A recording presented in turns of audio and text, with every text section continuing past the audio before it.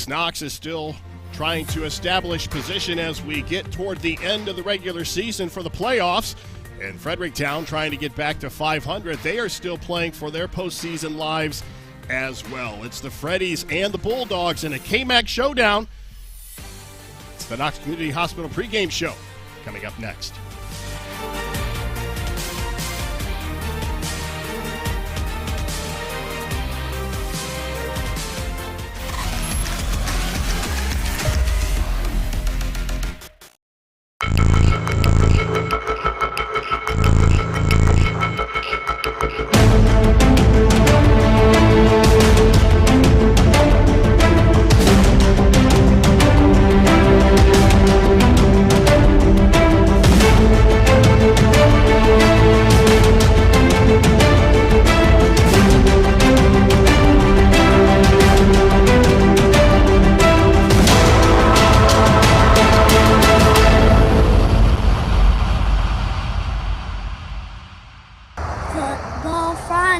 Football Friday night. Woo woo! Go Bulldogs! Alumni Roofing is a full-service commercial roofing contractor providing commercial and industrial roofing solutions. We provide service to much of north central Ohio, including areas of Columbus, Cleveland, and Akron. Our services include preventative maintenance programs, roof health assessment, roof replacement, metal fabrication, and more. Call 419-884-9715 and mention this ad to receive a great free deal. Alumni Roofing would like to give a shout out to the senior class of 2021. While many things have changed over the past 100 years, we remain the only locally owned and operated community bank in Knox County. A bank of local people making local decisions. It's that concept that has awarded the People's Bank a 5-star superior rating for strength and stability with Bauer Financial Services for over 25 years. The People's Bank, serving you since 1920. Knox Community Hospital delivers with 3 fellowship-trained surgeons and coveted national rankings for 4 years running, all to help you beat the pain and heal faster. At Knox Community Hospital, we're elevating care. Hi, this is Brock Ross from the Danville office of the Killbuck Savings Bank, and I want to wish the Danville Blue Devils all the best for a great season. And this is Dee Scott from the Apple Valley office of the Killbuck Savings Bank, and I'm here to wish the East Knox Bulldogs an awesome season. We may root for different teams, but we are together in our efforts to service the financial needs of our neighbors and friends in the Knox County area. Supporting our community is even more important today. So contact me, Dee Scott, at the Apple Valley office. Or me, Brock Ross, at Danville. The Killbuck Savings Bank, your community partner, equal housing lender, member of FDIC.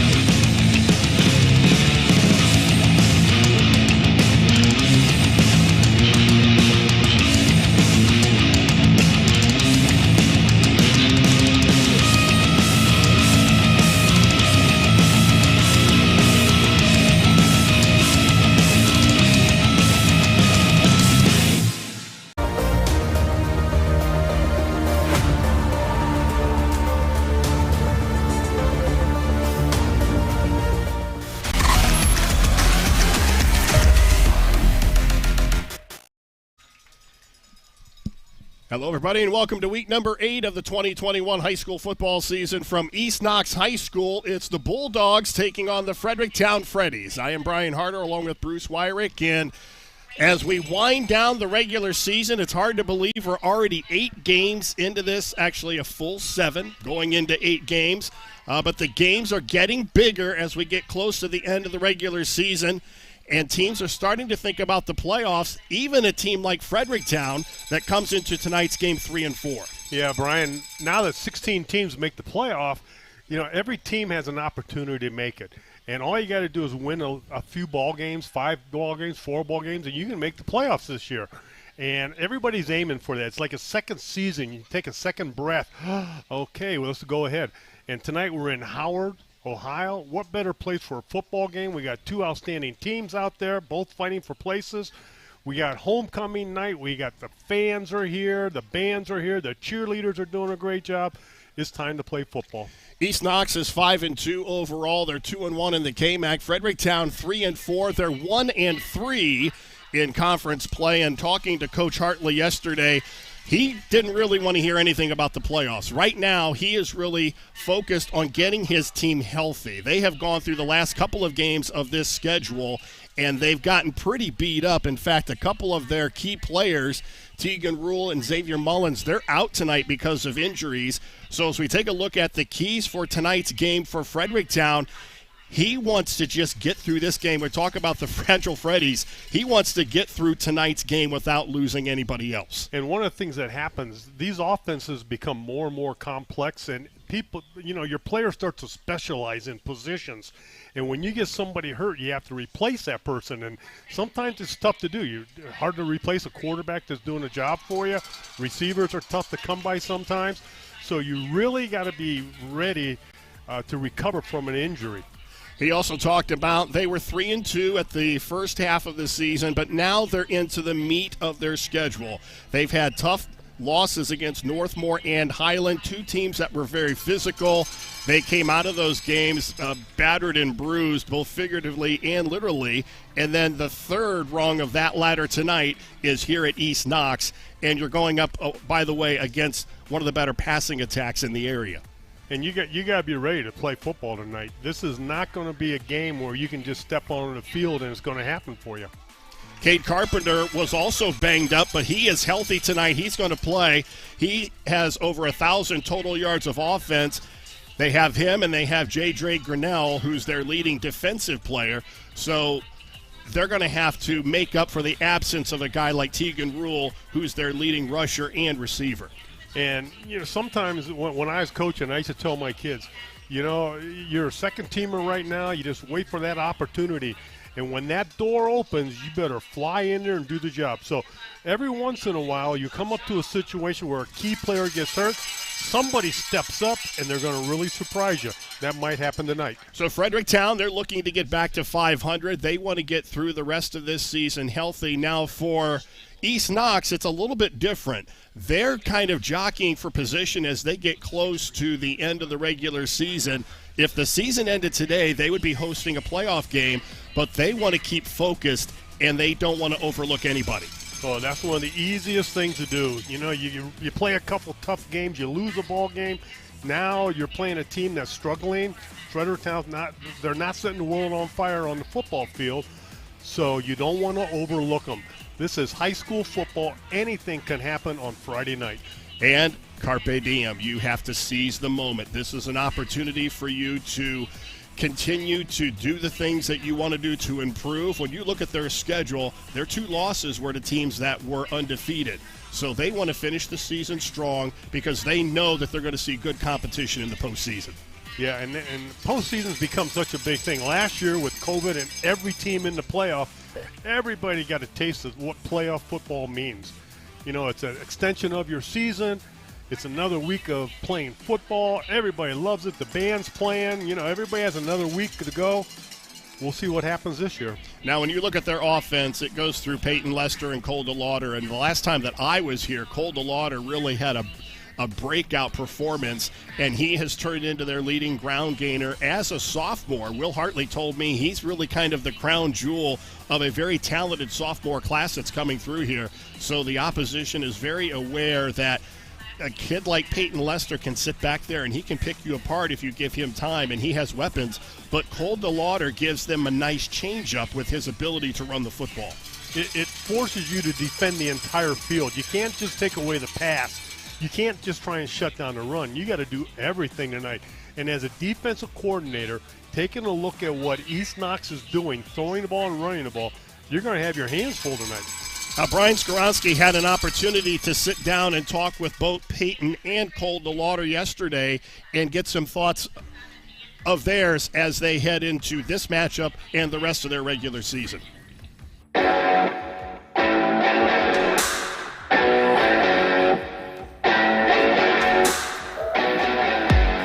Offer me some perspective from your own personal mentality, 5-2 through 7 weeks of the season, where you're at right now and how happy you are with it. Yeah, I'm pretty pumped about the season so far, but we can never be pleased. Like, majority of the season we've been grinding and everything. We've had a couple of slip-ups, but I mean, everybody on the team wants it, and we're coming together really well right now as a team. We just got to finish strong. What do you think are some lessons that you guys collectively took that maybe you broke down the film and you saw that it wasn't so much good nor more as you guys let yourselves down? What were some of those takeaways available on the film, would you say? Yes, definitely. We definitely learned we can't come out slow, and we play big teams like that. We got to get going early. What about you as an individual? What was your big takeaway that maybe you thought about the last couple of days from that performance? After that game, I just was pretty hard on myself, thinking about what I can do to get better. And coming into this week, I'm going to try to do my best to be a better teammate and a better player.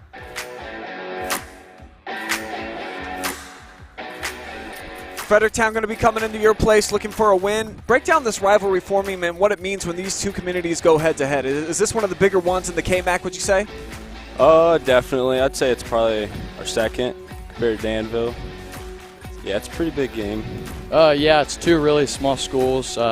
We've always been known for football. Like, we're not even that far away. Some of us go to school together, and it's going to be a great rivalry, and it's going to be a great game here at Chet Looney.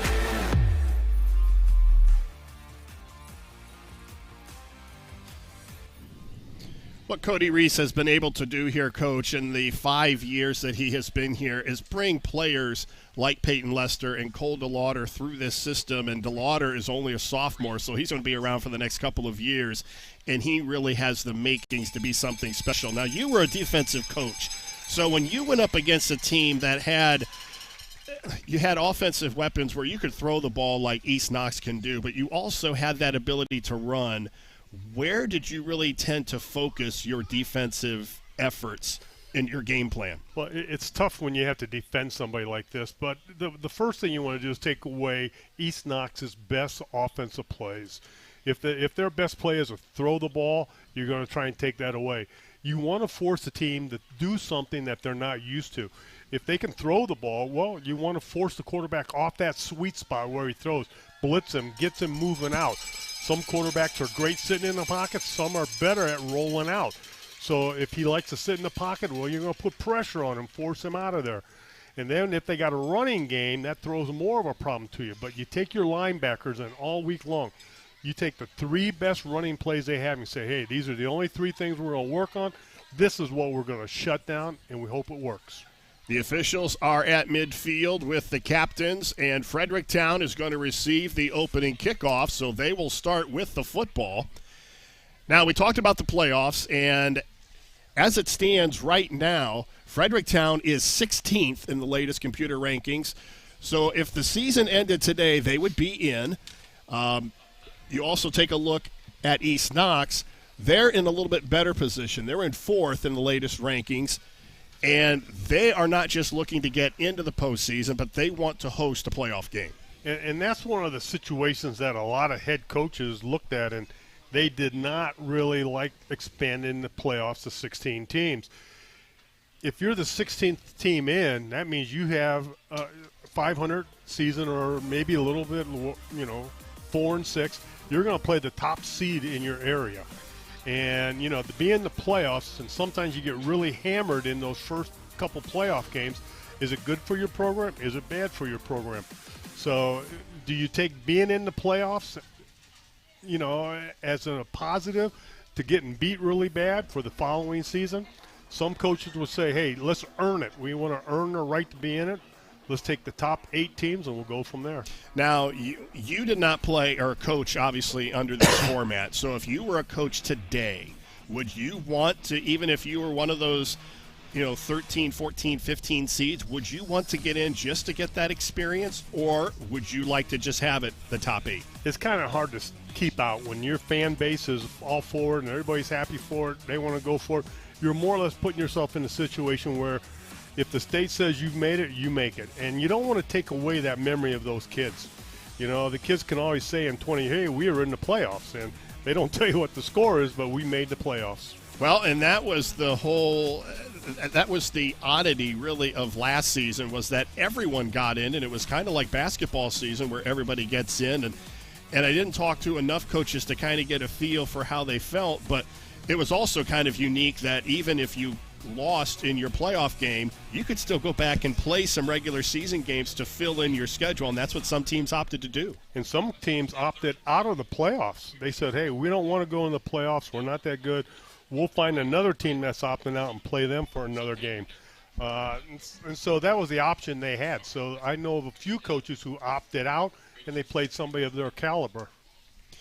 So as we continue with the Knox Community Hospital pregame show, I am Brian Harder along with Bruce Wyrick. Let's take a look at the area passing leaders, because this East Knox team, this is a team that really loves to throw the football. And as we take a look at this ranking in particular, I think the name that really jumps out to me is the incredible job that Marshall Shepard is doing over in Shelby.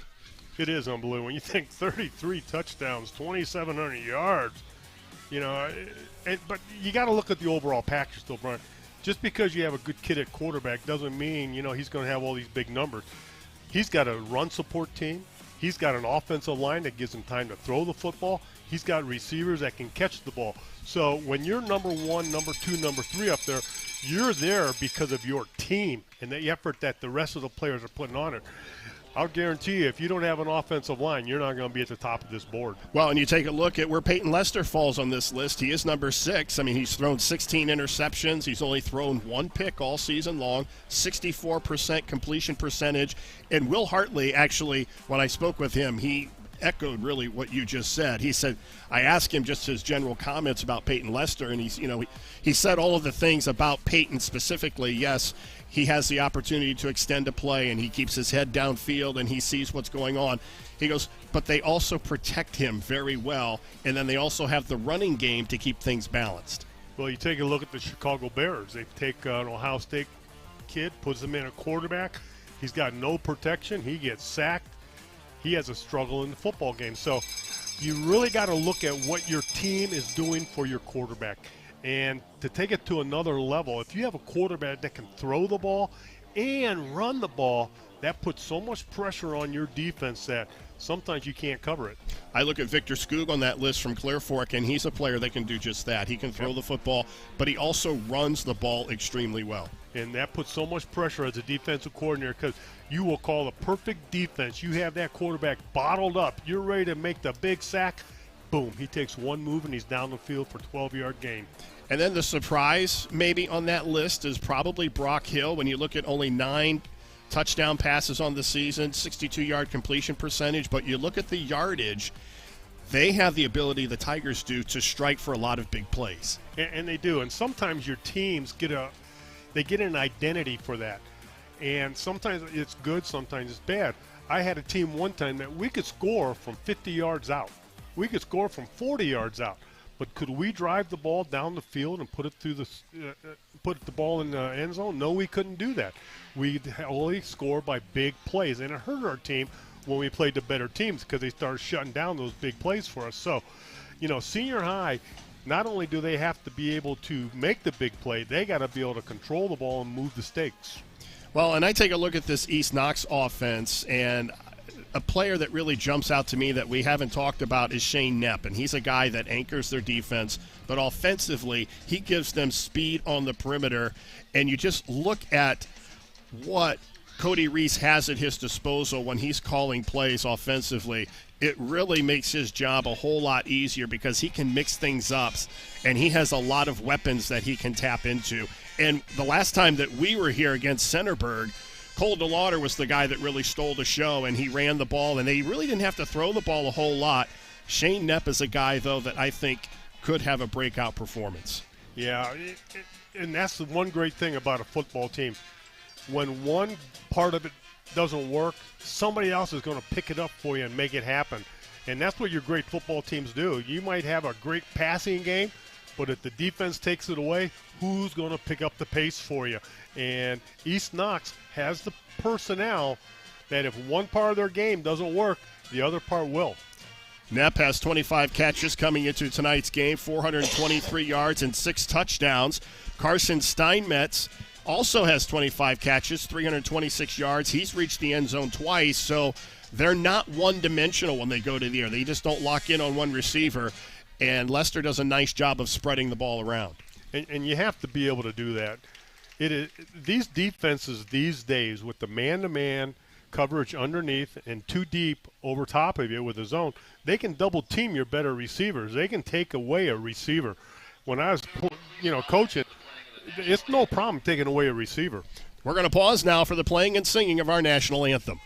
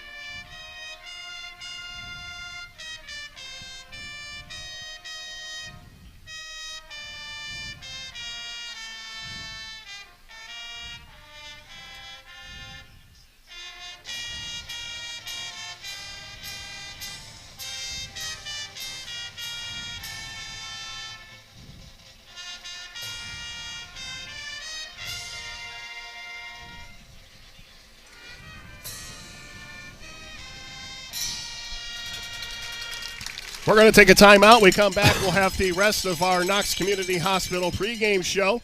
You're watching high school football live and free exclusively on the OH Report.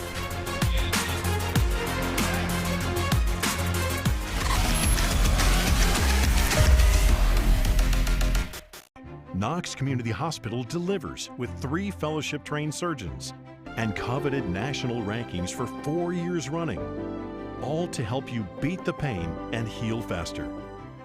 At Knox Community Hospital, we're elevating care. Hi, this is Brock Ross from the Danville office of the Killbuck Savings Bank, and I want to wish the Danville Blue Devils all the best for a great season. And this is Dee Scott from the Apple Valley office of the Killbuck Savings Bank, and I'm here to wish the East Knox Bulldogs an awesome season. We may root for different teams, but we are together in our efforts to service the financial needs of our neighbors and friends in the Knox County area. Supporting our community is even more important today. So contact me, Dee Scott, at the Apple Valley office. Or me, Brock Ross, at Danville. The Killbuck Savings Bank, your community partner, equal housing lender, member FDIC.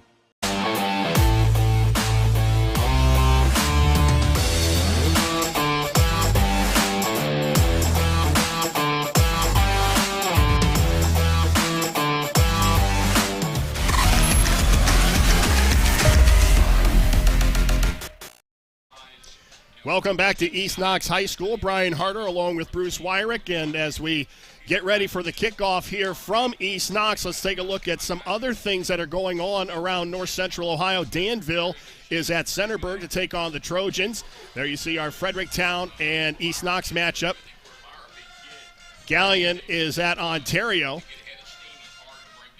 And Plymouth, our game of the week, is at Crestview taking on the undefeated Cougars. And that is a game that you will also be able to see live on OH Report tonight. And for highlights, this might be the game of the area coach, West Holmes at Shelby to take on the Whippets. West Holmes coming in undefeated, Shelby with only 1 loss. And we talked about the offense of Shelby, Andre Hill. This is a team that has a lot of offensive weapons, and they're going up against West Holmes, arguably the best team These are two in the OCC. This is 2 of the best teams in our entire area. And I expect both of these teams to make a deep run into the playoffs. And Shelby's clicking on all cylinders right now. West Holmes has got a defense that's as tough as their offense is, and that's a great game. Have to make sure that you check in with Brian Skorowski tonight. They will have highlights of that matchup and find out who comes out on top. And you talk about two teams getting ready for the postseason. That Shelby team, even with the one loss, that's a team that could make a deep postseason run. They have all the pieces in place right now, and you know, a lot of times when you're getting into the late in the season here, your kicking game might be a little behind you. Your defense might have a hole in it. You can't stop a certain pass or a certain run. But right now, Shelby and West Holmes, they are hitting in all cylinders, all parts of the football game. Offense, defense, specialties are working for both those teams. The Bulldogs are getting ready to take the field down here at East Knox. Last week, Northmore defeated the Bulldogs 24-7 in a battle for first place in the KMAC. The Bulldogs managed only 194 yards of total offense, and they were 1 for 11 on third down. That tells me how good Northmore's defense is against this kind of an offense. And, you know, as a coach, you got to look at what you got to take away, and sometimes the game plan works to perfection, as it did last week. But as a coach on the sidelines, after you come off of a game like that, all you got to do is say, hey, we found our weak spots. Let's go out and make them better. East Knox won 4 of their first 5 games this year. They only lost to undefeated Crestview. Their game against Cardington in Week 6 was canceled due to COVID. Since then, they have beaten Mount Gilead and then lost to undefeated Northmore, as we just talked about. Fredericktown, on the other hand, they were defeated by Highland last week, 41-20. The Freddies rushed for 238 yards as a team, led by junior Tegan Rule. He is out tonight because of that injury. Rule had 101 yards and scored a touchdown. Mason Hoflick added 95 yards and another score. They're going to count on him tonight a lot to take up the slack with Rule out of the lineup. These days, these coaches are very good at what they do. And if you get beat in a game, there's a lot of times you learn more from losing a ball game than you do when you win a ball game. And that's what's happening tonight. Both these teams are coming off losses. What did they learn about their teams last week? Tegan Rule, as we said, he is out with a concussion and has a little bit of a neck injury. Xavier Mullins has a broken wrist that happened in practice this week. And Ouch. That's what Will Hartley was talking about, just trying to get through the rest of this season and have everybody healthy. If you're going to make the postseason, you want to be able to go out and be competitive. Injuries will humble a football team really fast. If you have a good tailback and he gets hurt, you got to replace him. Sometimes it's a step down for your offense. If your offense is geared around 1 or 2 players and one of those gets hurt, now what do? So coaches, they have their hands full these days trying to replace injured players on their football team. Fredericktown will receive the opening kickoff, and they will try to get to 500, 3-4 overall as they head into Week 8. And it's not an easy place to win as they come here to East Knox. Cody Reese, the head coach here in his 5th season, 39 wins, 10 losses, and he has this program year in and year out thinking about the postseason. They've never lost more than 3 games in a season with him at the helm. And I love the atmosphere here. And look at the grass. Playing on grass. And we are underway here at East Knox High School. And that's Cade Carpenter with the return as he gets up to about the 30-yard line. The offensive starters for the Freddies, they are led by Cade Carpenter, their junior quarterback, over 1,000 yards of total offense. J.J. Grinnell gets the start as the fullback, and he will probably see a lot more action with the injury to Keegan Rule. And there you see the rest of the starters there for the Freddies. 1st and 10 at the 31-yard line. Carpenter out of the shotgun, sends 2 receivers to the left side. Ball over the head of Carpenter, and he just falls on it at the 22-yard line. The defensive starters for East Knox, they're led by Nate Burwell, the senior up front on the defensive end. Cole DeLauder, the outstanding sophomore, as a linebacker, and Shane Knepp anchors a very solid secondary with Peyton Lester and Dylan Moreland there as the corners. That's one way you do not want to start a ball game, with a bad snap from center. So an 8-yard loss on the play, 2nd down and 18. Carpenter. Going to be a short throw to the 26-yard line. It's complete, well short of the first down. That's Logan Small hauling in the reception. And it's going to be 3rd down and long as we take a look. Thought we were going to get a look at a replay there, but it's going to be 2nd down. Now make it 3rd down and about 5 as they spot the ball at the 27-yard line. East Knox defense playing very well early in the ball game. Both teams are starting to shake the bugs out. There you see Hofleck in the backfield along with Carpenter. And Carpenter back to throw, has plenty of time. Now he's in trouble and he goes down, gets the ball off. They're going to say he was down at the 20-yard line. He threw that one from his knees. And that's a dangerous throw to make. That is tough.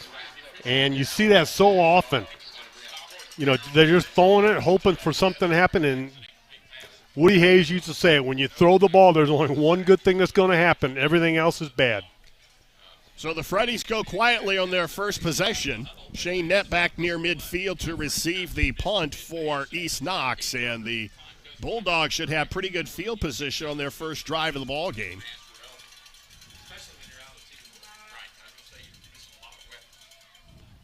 It's a high kick. And Knapp with a fair catch at the 47, so that's where East Knox will take over 1st and 10. The starters for East Knox, and they are led by the KMAC's leading passer in Peyton Lester. Cole DeLauder, the outstanding sophomore, is the running back, and you're going to hear his name a lot tonight. The receiving core, and this is a good one, Steinmetz, Knepp, Moreland, and Blake Bonham. And that's what I call a defensive stop. You know, anytime your defense can get the ball back to your offense and you have less than 50 yards to go, outstanding job. So Lester and the Bulldog offense, their first drive starts inside Fredericktown territory, and they're going to go to DeLauder. His first carry of the game is up to about the 42, a pickup of 7, the defensive starters for Fredericktown. And again, this group is beat up as well. You see Hofleck as one of the linebackers along with Braden Sapp and Riley Zigman. And the defensive backfield, Mull, Carpenter, and Logan Small. Lucas Herbst, one of the defensive tackles, leads the way up front. Gain of 6, 2nd down and 4. With 9:14 to go, East Knox their first drive of the ball game. Steinmetz in motion to the near side. They'll swing it out to Steinmetz. Breaks a tackle, gets up to about the 36. The tackle made by Riley Zigman, but that's good enough for a first down for the Bulldogs. Very simple offense so far. Run the ball up the middle, throw a simple swing pass, let your quarterback get a little confidence in himself. 2 receivers on the left side. Lester out of the shotgun on first down from the 36. They fake it to DeLauder. He's going to go for it all. He's got Knepp. Touchdown for the Bulldogs. From 36 yards out, Shane Knepp with his 7th touchdown reception of the season, and the Bulldogs are on the board.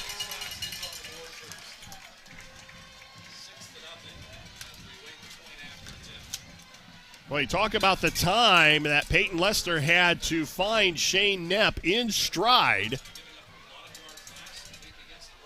And anytime you can get your receivers behind the defense and you have a quarterback with an arm, 6 points. Extra point is up and good, so 8:39 to go in the first quarter, and East Knox strikes early. And you talk about the dangerous passing attack, you see it on display right there. And anytime you can get behind the safeties, and when you have a quarterback who has an arm, you're going to be able to score some points. 17th touchdown pass of the season for Peyton Lester. And it was a beautiful post route. What a post route that was run by the receiver. The quarterback had all the time in the world, just lays the ball out. One thing you don't want to give a potent offense like this is an early lead, and the defense playing as well as it did on their first drive. Right. You want to be able to play the game with your game plan. And usually when your game plan comes in, you want to be able to run the ball, control it, do simple things, give your offense a little confidence. When you start falling behind, then you start throwing that game plan out the window, and then you got problems. Will Jensen on to kick off for the Bulldogs.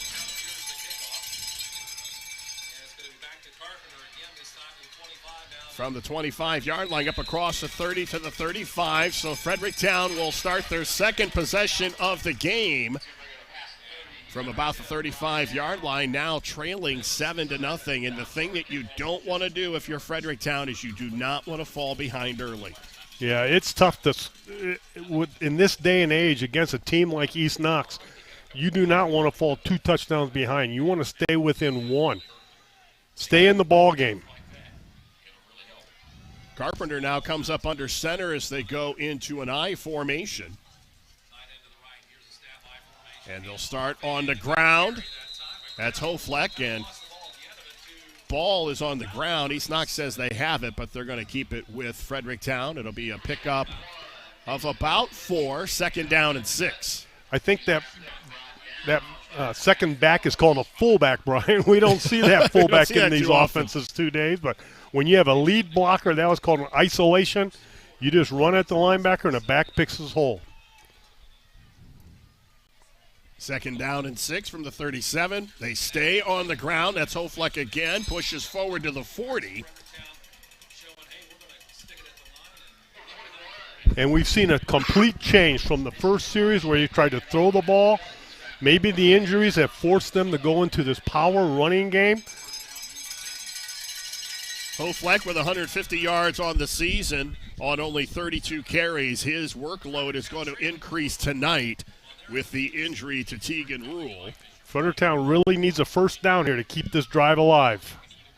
Now they go to a 4-receiver set, and Carpenter out of the shotgun on third down. Swings it out. It's incomplete. He was trying to find Logan Small on the near side, and once again, it's going to be a punting situation for the Freddies as the passing game just not clicking yet. And he had pressure on him, and as you notice, instead of dropping straight back, the quarterback is starting to roll out a little bit. The East Knox defense is putting a little more pressure on, and I think Fredericktown's ready for, so they're going to sprint the big quarterback out and see if they can get him away from the rush. So Billy Woodring will go back to kick, and he'll kick it from inside the 30. Knapp will receive at about the 33. It's going to be a short snap. They're going to go for it, and they've got the first down on the 45. So why not? Yep. Go for the fake. You have nothing to lose. You catch them off guard, and you get a first down to keep the drive alive. So Fredericktown pulls out all the stops as we see the nice fake and the good execution. It was a direct snap to Hofleck, and he gets up to the 44. That's good enough for a Freddy's first down. And that's the enthusiasm. That's what you need. This is Friday night football at its finest. Carpenter back up under center. They stay with Hofleck. Actually, that's Trevor Jobs, the senior. And he gets about 2. It'll be second down and 8. And they're staying with this power football run game, passing when they need to. I like this. I like leading the fullback in there on those linebackers. This is how you get tough. You know what? You're on the road, a hostile environment. You're 3-4. Why not? Yep, they have nothing to lose.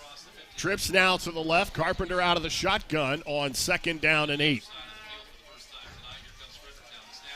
Swings it out. This is caught by Jobs, but he can't get away from the first tackler, and that's Blake Bonham. So Bonham actually forced a loss of about 3 on the play. Actually, they're going to spot it at the 44 to be a loss of 2. Third down and 10.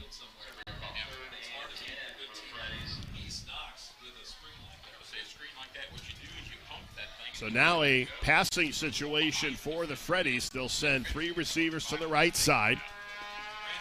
Hofleck, the junior running back, is in the backfield. It was Hofleck who executed the fake that kept this drive alive under some pressure, and he was forced to throw that early.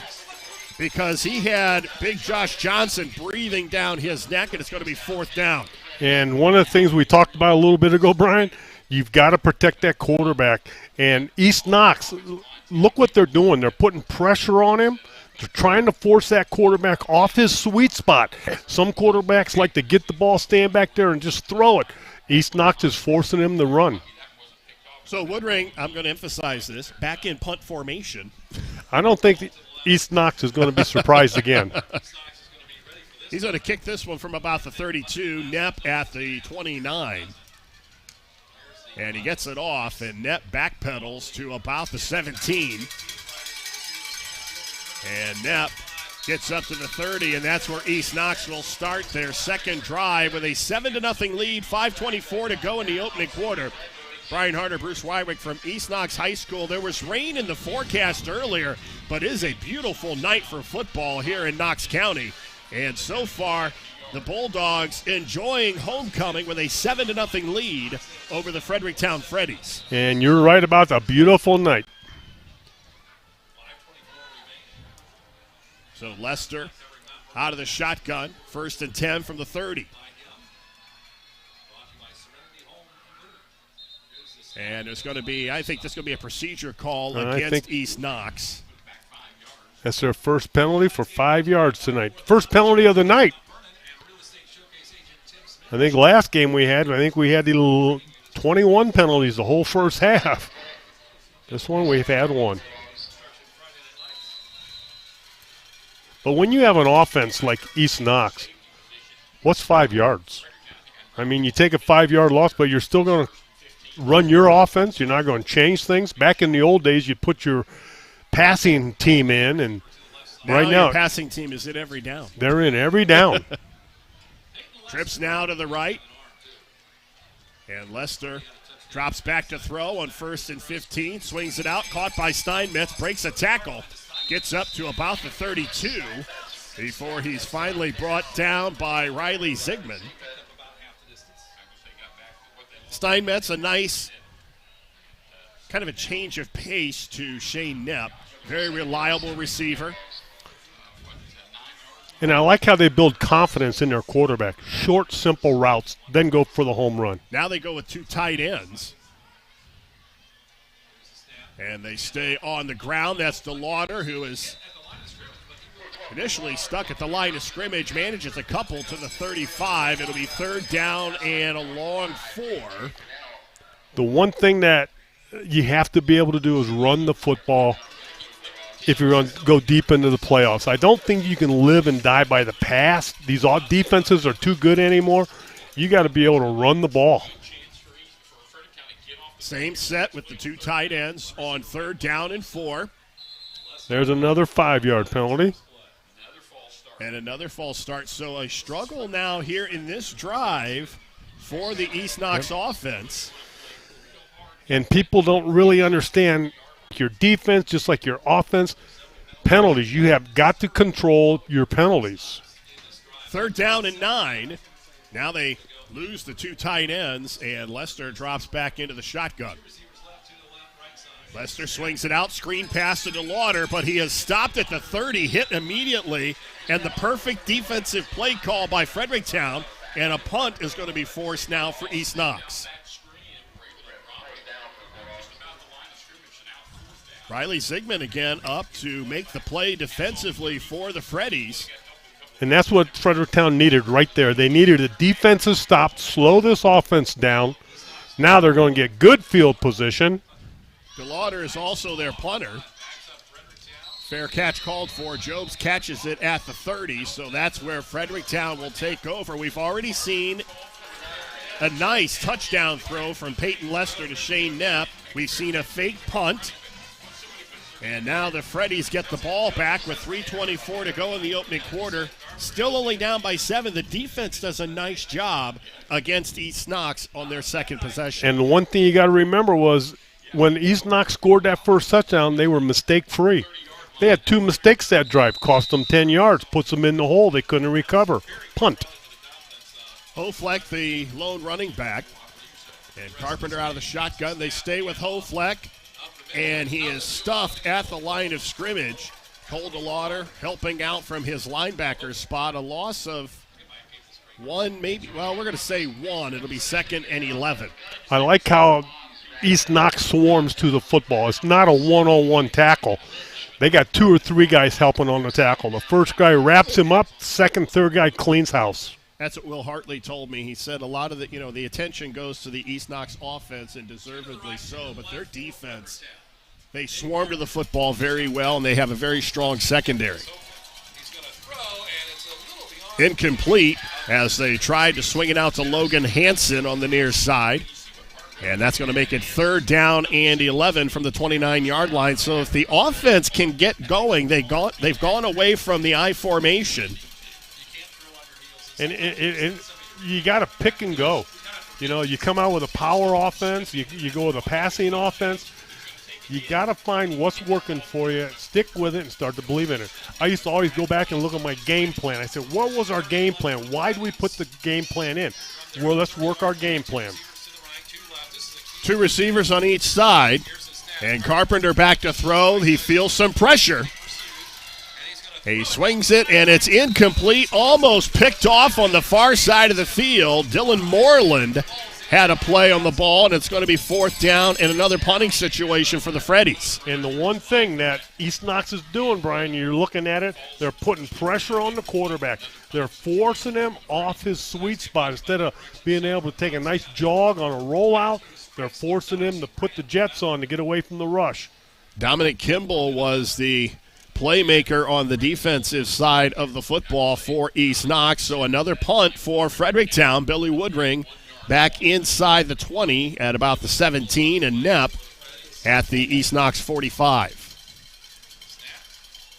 And the kick is going to be blocked, and it's going to be recovered at the 20-yard line. East Knox is going to have a short field, and you talk about it all the time, the importance of special teams.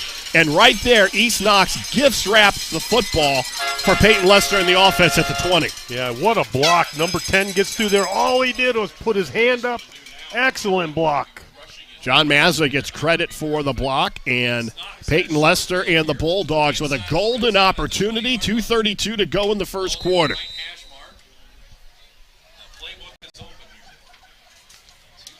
Blake Bonham goes wide to the left. 2 more receivers on the right side. And DeLauder in the backfield with Peyton Lester. DeLauder cuts back, gets inside the 15, pushes the pile to about the 11. He gets about 9 yards. The talented sophomore carries about 3 would-be tacklers. It's going to be 2nd and short. This kid is a sophomore, and he is just so strong. You got to take a look at what the offensive line gave him. Gave him a seam. He ran the seam.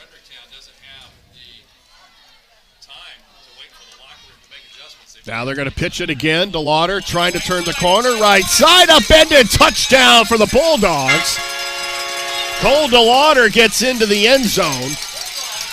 And East Knox threatening to go up 14-0.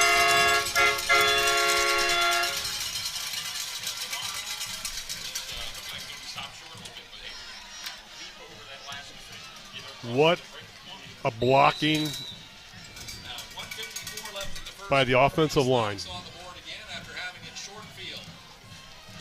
So the block punt pays off for East Knox. They take a 14-0 lead, 1:54 to go in the opening quarter thanks to this nice touchdown run around the right side by Cole DeLauder. And you got to take your hats off to number 9 and number 11. A lot of times you get these wideouts that all they want to do is catch the ball. Those 2 wideouts, they put a nice block on, and your back went in almost untouched. Now he's got 10 touchdowns on the season, leads the KMAC in the KMAC leader in rushing yardage. He's about 4th in the conference. So Cole DeLauder, the talented sophomore, and you see the things that this kid can do when he gets out and he likes to run in between the tackles, but he also has the speed to break outside. He's really kind of hard to pencil as, is he a power back? Is he a speed back? Will Hartley says he's deceptively fast. Yeah. He's a scat back. I used to call him scat back. And I would rather take on a fullback that's running it down my throat than a scat back who you think he called the perfect defense. Oh, we got him wrapped up. He takes a little step to the left, and he's gone. So now can the Freddies answer down by 2 scores? It's going to go out of bounds, so Fredericktown not going to get a return. Procedure penalty on East Knox.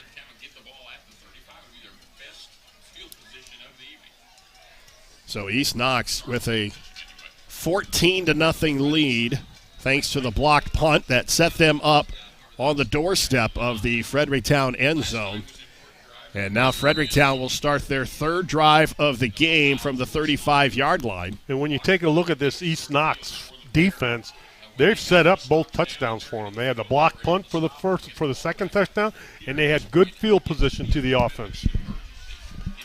Carpenter comes up under center. They put the backs in the I formation. They had some success with this formation. And Heflick just gets back. That's Jobes, with the carry. Gets to the 35. So really no gain on the play as he really had nowhere to go as he tried to go off left tackle. As we noticed, Brian, this East Knox defense is getting more and more confidence in themselves. They're playing tougher and tougher. Great game plan set up by this East Knox defensive staff.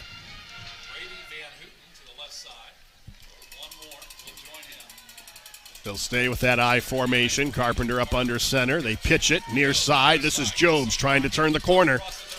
And sure tackling on the perimeter. Shane Knepp comes up and makes the play. And it'll be 3rd down and long for the Freddies. They got around the edge. Northmore's pursuit didn't get there until late. Somebody forgot to turn the play in. When the team starts running wide on you like that, you have to have somebody on your perimeter that'll turn the play in so the linebackers can come out and make the big play.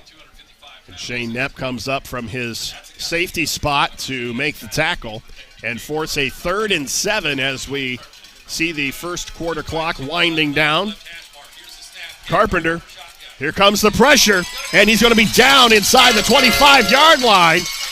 And back to make the play, Dylan Moreland, along with about 2 other purple jerseys. And this is what the offense for Fredericktown did not need, was a sack on 3rd and long. And this is where that East Knox defense, everybody talks about the offense. Everybody talks about the quarterback and the backs making move, but this defense has set up the first 2 scores for East Knox, and they've just done it again. So that'll do it for the first quarter. East Knox with a 14-0 lead as we head to the second. You're watching high school football live and free exclusively on the OH Report.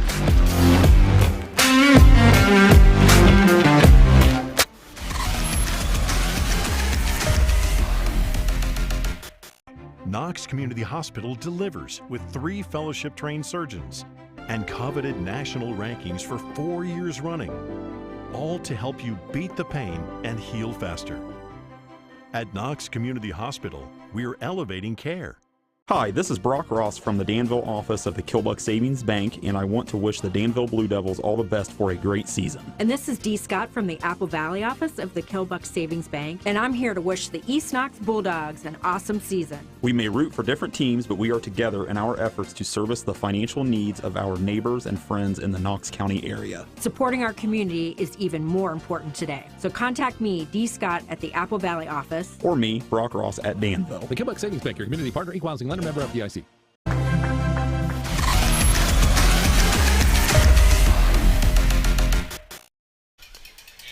Fredericktown with a 4th and 18 from the 27-yard line after the sack by Blake Elliott.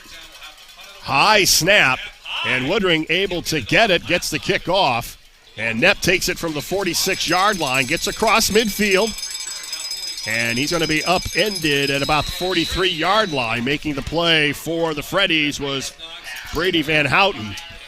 And I'll tell you, Brian, we got to pick an MVP, but right now my MVP is this East Knox defense because they're just setting everything up, handing it to the offense, saying, here, we're going to give you a short field. Hey, we'll block this punt and give you a shorter field. And, again, they got a short field here. 1st and 10 from the Freddie 42-yard line. DeLauder standing at the left of Peyton Lester. Lester back to throw. He's got time. Fires over the middle. Has a wide open Blake Bonham, and he overthrows him, and he would love to have that back. Wow, that's that same post route, ran on the opposite side. Wide open underneath the safety this time, but holy smoly, somebody's got to cover him. Cade Carpenter was on coverage. 2nd down and 10. And Lester's cadence is able to get Fredericktown to jump off sides. And if I believe that's the first penalty of the ball game for the Freddies. That's the first one. So it's a 5-yarder, making it 2nd down and 5.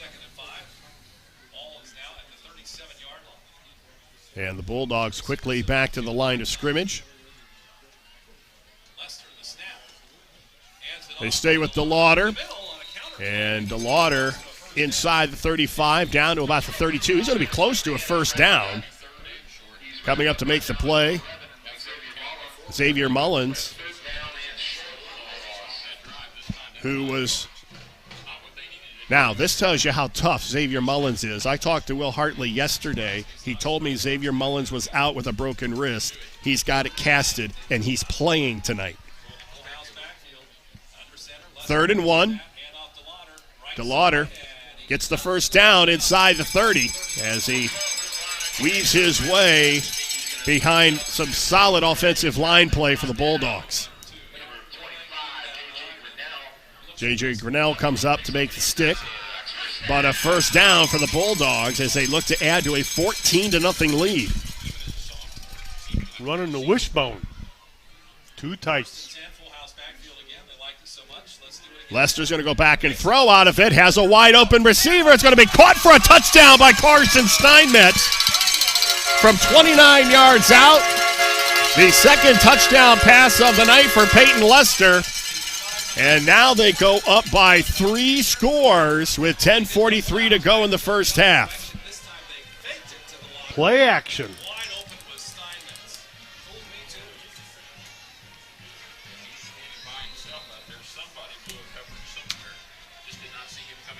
Will Jensen on to attempt the extra point.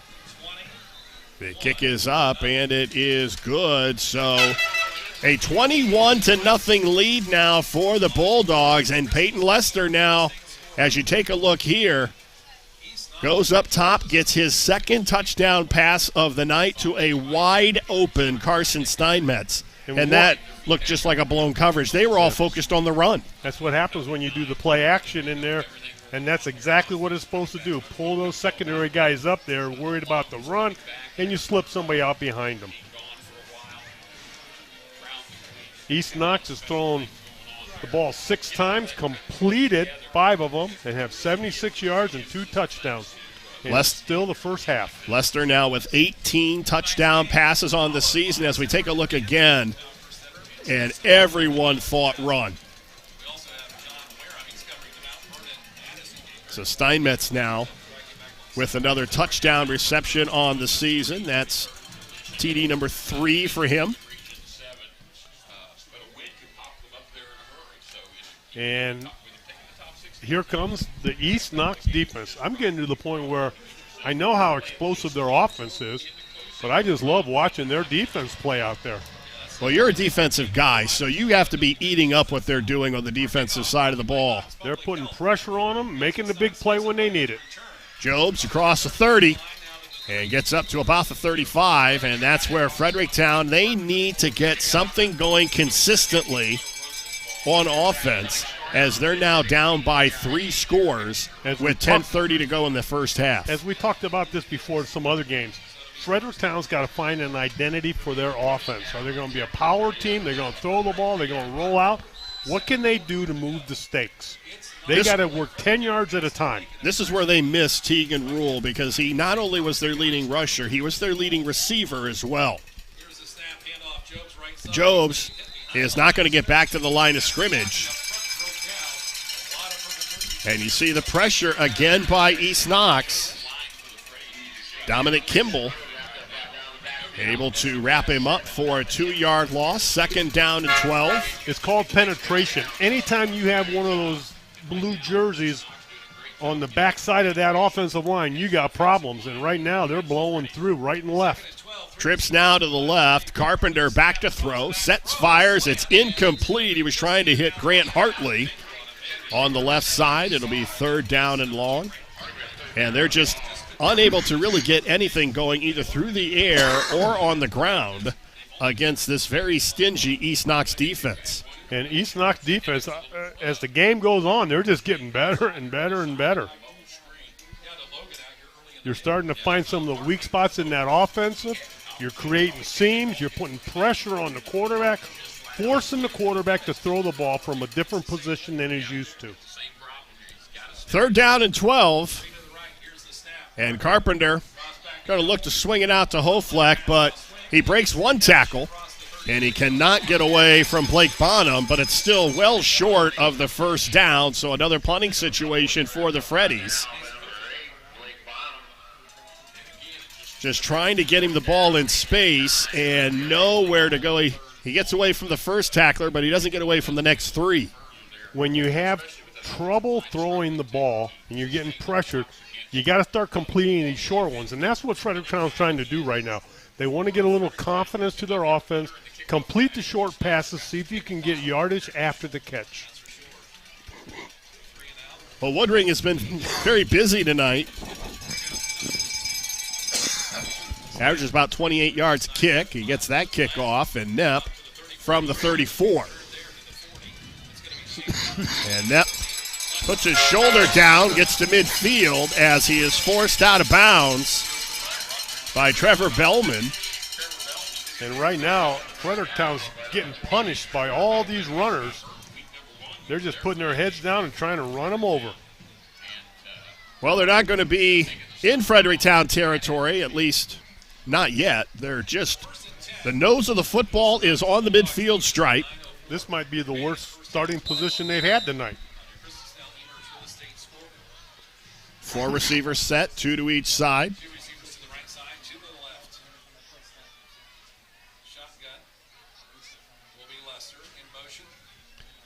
Lester looks right side. Now he comes over to the left, firing down the near sideline, and it's going to be incomplete. Dylan Moreland, the intended receiver, and he may have gotten away with a little push. Yeah, from our angle, it looked like a push there, Brian, but we're not on the field. We're a little bit ways up in the air. We have a better view, but I like the quarterback. Look at the throw, the relaxed throw. Yeah, there was a little push there at the end. If this was the NFL, there'd be a flag to land right there. 2nd down and 10 at midfield. But you're right, Peyton Lester throws a nice ball.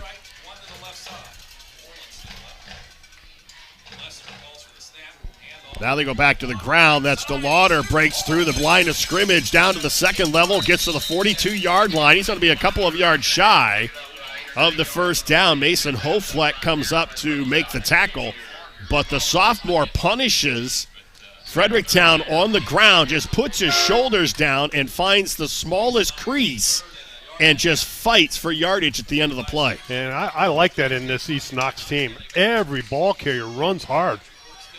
Not one back can take them down.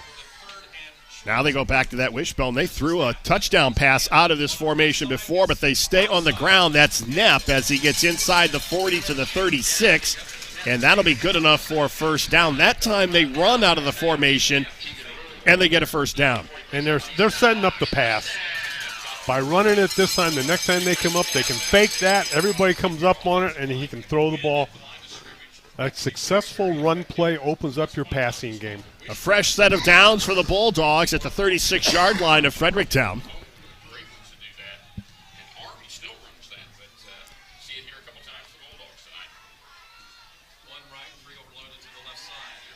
Down the slant. Nice grab by Shane Knepp. Breaks a tackle, gets into the end zone for a touchdown. That was all Shane Knepp as he gets into the end zone for the 2nd time tonight.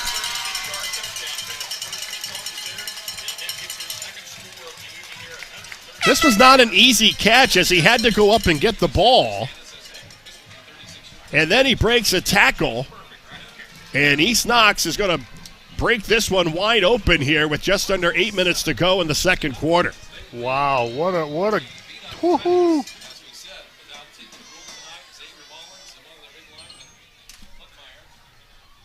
Extra point by Jensen is up and good, and East Knox in command, 28-0. Take a look at, first of all, the reception. He had to go up and get it. Nice hands, and then he breaks away from Logan Small and then just turns on the Jets. 2 touchdowns tonight, 36 yards on both of them. And you're right, Brian. That was anytime you run the slant and you're running into the quarterback, it takes a little bit more practice, a little bit timing. They got it down pat. Here we take a look again as Lester throws another touchdown pass. He's got 3 in the first half, and that gives him 19 on the season. Still well short of Shepherd, who leads North Central Ohio with 27, or at least he led them with 27 as we take a look at Peyton Lester. And this kid, outstanding, leads the KMAC in passing yardage, 19 touchdown passes now on the season. And this kid, Utarm, there you see the little things, throwing the short passes, and sometimes those are harder than the long passes. Especially when you have a receiver that can, after he catches it, can make things happen. Jobs gets up to about the 29-yard line, so that's where Fredericktown will take over. But we have seen here tonight 2 long passes that Lester has thrown. That first touchdown pass that he threw to Shane Knepp from 36 yards.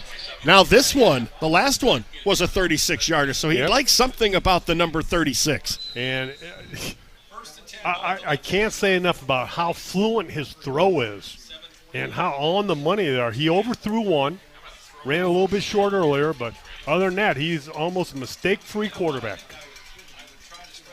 So now Cade Carpenter and the Freddies just trying to get something going. Hofleck fights through the line of scrimmage up across the 35, a pickup of about 8.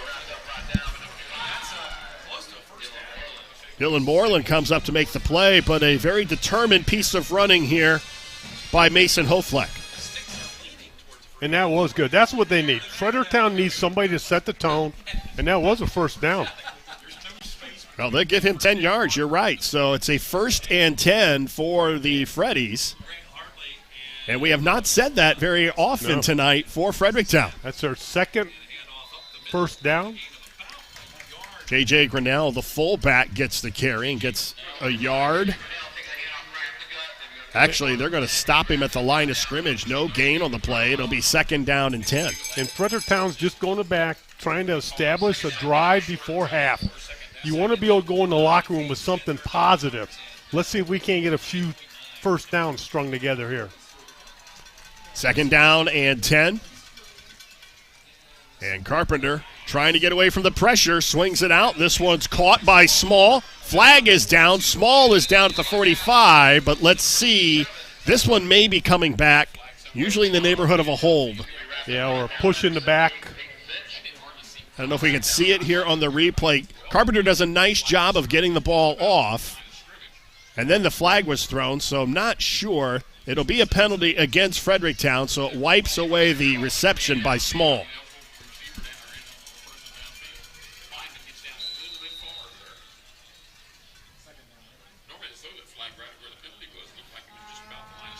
.6:35 to go before halftime. We'll have the... Just what you don't need, a mistake when you just get your offense starting to gel. 2nd down and 15. Carpenter is going to keep it, and he weaves up inside the 35 to about the 37. Shane Knepp comes up to help out on the tackle. Carpenter has shown the ability to run the ball this season. He is their 2nd leading rusher with 452 yards, averages about 5 yards carry. You're at a 3rd and 11. This is what the NFL defensive line look forward to. Let's watch that East Knox front and see if they just tee off and go after the quarterback here. 4 receivers now in the set, 2 to each side, and a whistle, and A timeout called by Fredericktown. 5:40 to go, second quarter. East Knox with a 28-0 lead on tonight's scoreboard, which is being brought to you by Patti Jackson and Remax Genesis out of Mount Gilead. Brian Harder and Bruce Wyrick from Howard High School. It's all East Knox. 28-0, 5:40 to go in the second quarter. Coming up at the half, we'll have our Knox Community Hospital halftime show. We'll have both high school bands. We'll take a look at the first half numbers and figure out what Fredericktown can do in the third quarter to get back into this. That's one of the things I like when coaches go in at halftime. What adjustments are they going to make? For East Knox, I don't think you make anything right now. For Fredericktown, you just want to get something established, build on it for the next game. And that was a good timeout by the coach. His kids were a little bit confused. They're running around. Timeout, let's get our stuff together and see what happens. Third down and 11. They'll stay on the ground. Double reverse, that's Woodring. Actually, it's Logan Small trying to turn the corner on the left side, and the defense does a nice enough job and limits the gain to about 5 yards. It's still going to be fourth and about 6. And again, that East Knox defense, you try and reverse, usually it's going to break for a good run. East Knox is sitting there waiting for it. So 4th and 7. Shane Knepp back to receive the kick for East Knox. Shane Knepp is the leading punt returner in the KMAC. And he'll scoop this one up from about the 30. And he gets about 6 yards on the return, and this is the worst field position of the night for East Knox. So the answer is just a low line drive punt, and you don't give them an opportunity to set up a wedge. Yeah. But yeah, there's 4:46 on the clock. There's the way this team scores, Brian. They can score at will anywhere from the field. The play action is working for them. Everything's going for this East Knox team.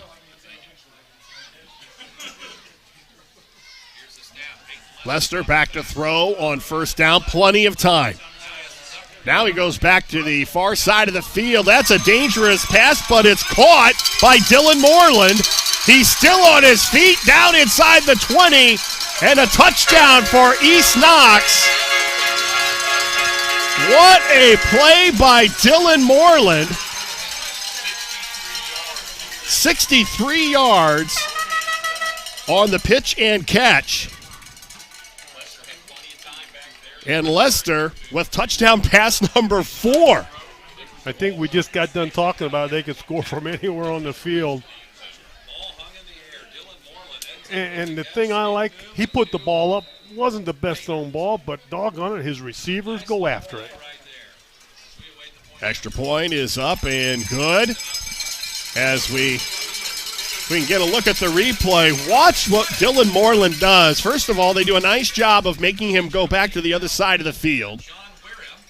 He throws it up in between 2 defenders, and then Moreland, with a nice fake, breaks a tackle, still on his feet, and then the sprint into the end zone. And let me tell you this, the one thing I like about that, and college coaches are going to look at that play, that was not his primary receiver. He was looking to the left side. Look at him. He's looking down the field on the left side. Nobody there. Now he goes back, looks for his second and third receiver. He knows where his receivers are. His receivers know to come back to the ball to make something happen. And when they do that, big things happen. But as a former head coach, you're looking at that. He threw that in between 2 defenders. That's one of those where you're going, no. Yeah. Great call. But look, did you see the quarterback? His head was on a swivel. Everything was covered to the right, or everything was covered to the left, so he turns and throws it to the right. That's what Will Hartley told me yesterday. He does a nice job of keeping the play alive and seeing what's going on downfield. And talk about keeping it alive, that offensive line gave him all the time he needed.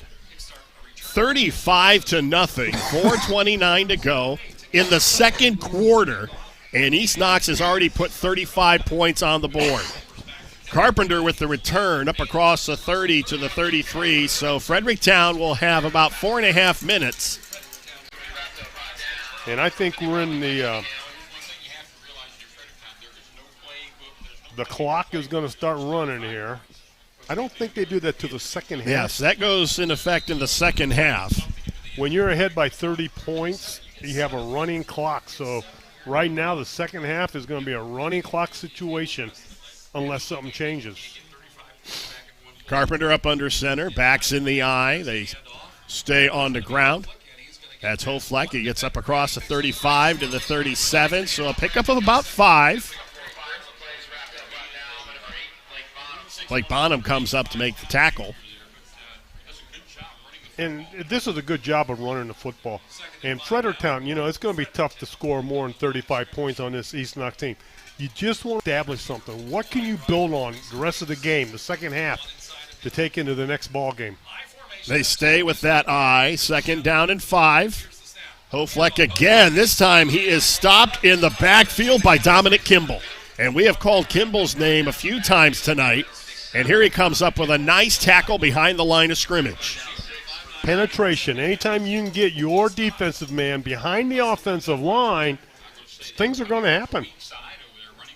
So 3rd down and 6 for Fredericktown, and they have really, to say they have struggled offensively, this East Knox defense has really made the night difficult for the Freddies. Carpenter rolls to his left, has some time, but it's a low throw to the far side of the field, and it falls incomplete. Pass was intended for Logan Small. But there again, you see the pressure applied by East Knox. And Fredericktown's only have 2 first downs tonight in this first half. They are being dominated by this defense out there, and I got nothing but great things to say about this defense. You'll see players reading their keys. They're not over-pursuing to the play. They're just making things happen, playing good, solid, basic football. Billy Woodring back in punt formation. High, and it's going to be Knepp from the 39. And Knepp thought about it, and then he just stumbles forward to the 45. He's tackled there by Riley Zigman. And as we stated in the last drive, there's 2:56 on the clock, Brian. Oh, that's plenty of time for the Bulldogs. Bulldogs. Time for the Bulldogs to score. 35-0 East Knox. They are basically telling everybody, if I was in the stands scouting this East Knox team, I'd be saying, oh, boy, we got our hands full. The illegal block on East Knox will take the ball back to the 35-yard line. That's their 4th penalty. The last time they had 2 penalties, that was the only time they had to punt the ball. It stalled a drive for them. Well, Cody Reese has got to have something to talk about at halftime. Yeah, got to yell at him for something. Holy smokes. 1st and 10 from the 35 of East Knox.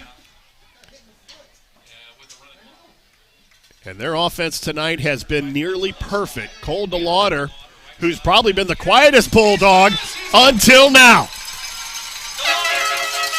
Look at Cole DeLauder decides to get into the end zone and get into the scoring column. 65-yard touchdown run, his 2nd of the night. Wow. 1 play, Yep. 65 yards. Didn't take much time off the clock.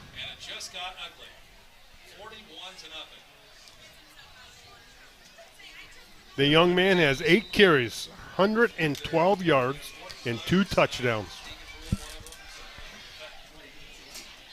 And we talk about big plays. The touchdown pass to Dylan Moreland was 63 yards. That touchdown run covered 65 yards. And one of the things as a coach for East Knox right now, you've got the game in hand. You don't want to embarrass a team. But how do you turn your offense off? How do you slow your offense down? Because right now, Brian, they are clicking on all cylinders. Now, this tells you how good Northmore's defense is. This is the team that beat East Knox last week 24-7. The Bulldogs managed only 194 yards of total offense, and they were 1 for 11 on third down. This is unbelievable what's happening right now. Unbelievable.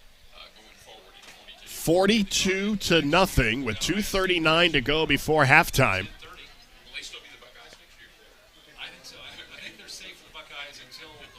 And the Bulldogs, as we mentioned in our pregame show, they are trying to solidify their positioning for the postseason and perhaps host a playoff game. As if the season ended right now, they would host a game. But their goal now is they want to run the table. But they have a tough match next week with Highland coming into town. Carpenter from the 20. And Carpenter stumbles forward, a return of about 9 to the 29-yard line. And the last thing Fredericktown can afford to do is turn the ball back over to East Knox. I think they've run 2 plays, had 2 touchdowns.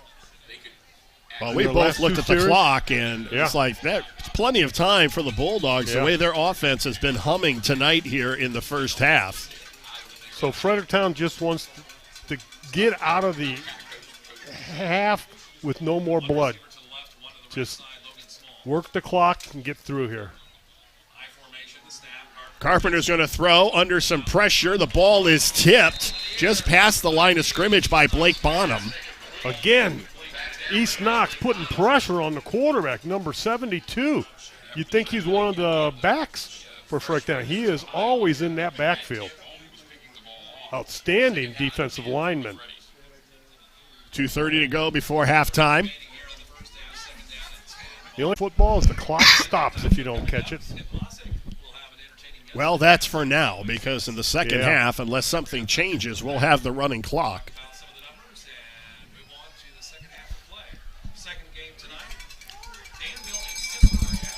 Carpenter swings it out. Quick catch, nothing after the reception, really, by Grant Hartley. And another quick tackle.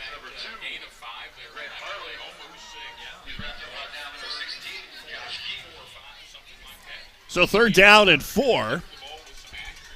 That's only their 4th completion tonight. They have 9 yards passing the ball tonight.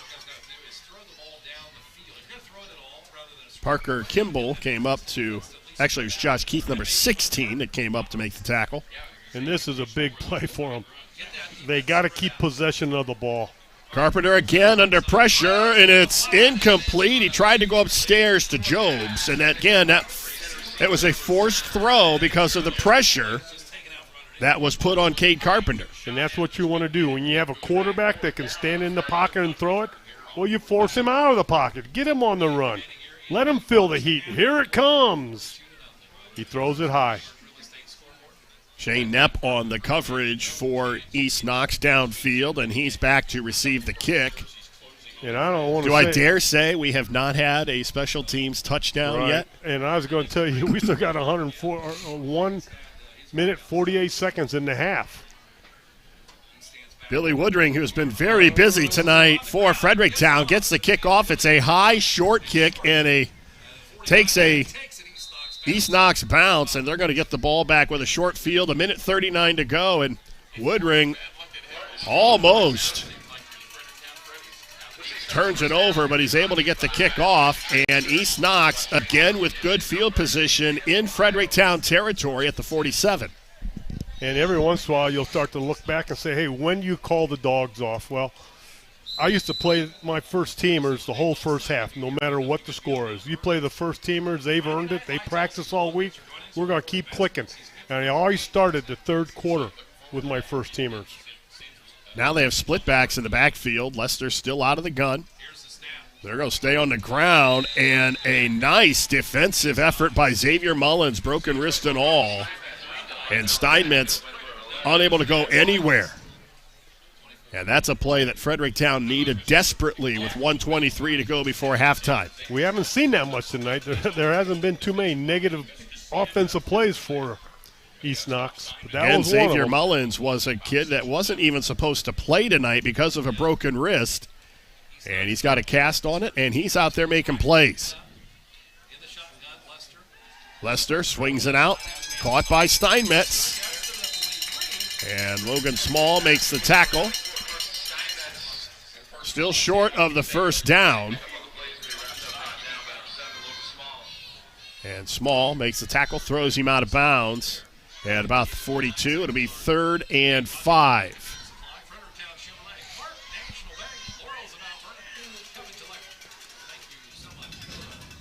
Trips to the right. Lester rolls to his right.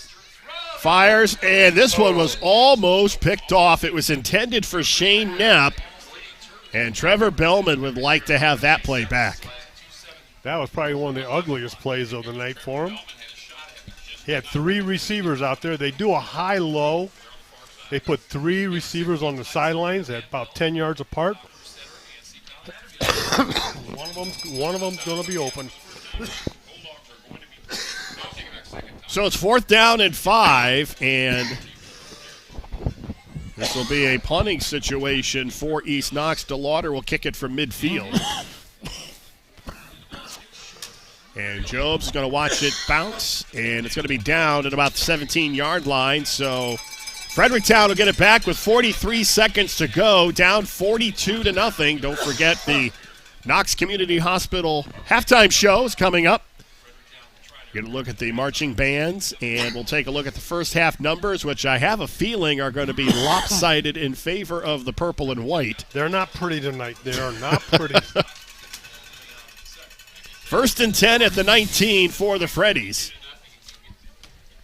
Freddies were trying to get back to 500 coming into tonight's action, and right now it is not looking good. 42-0 as East Knox has really done everything they've wanted to do offensively here in the first half. Carpenter's going to take off. It's across the 30 to the 35, forced out of bounds. He's got a first down as he's ridden out by Dylan Moreland and Cole DeLauder. 3rd first down of the night. And the coverage downfield, there was really nowhere for him to go, so he takes off and gets a first down to the 37. Fredericktown received the opening kickoff, so East Knox will get the ball to start the 3rd quarter. Carpenter swings it out. It's caught by Jobs, but he is stuck immediately at the 40-yard line.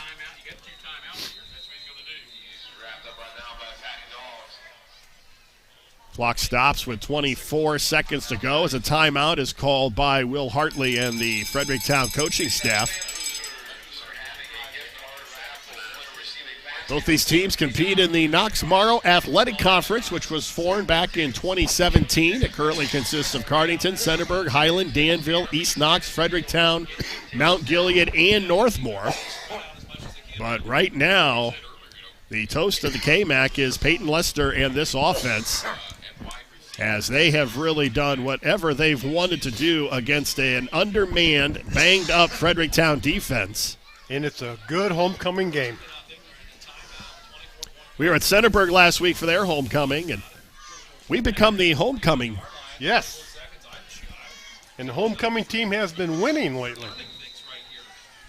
2nd down and 6 for the Freddies. They go back to the I formation.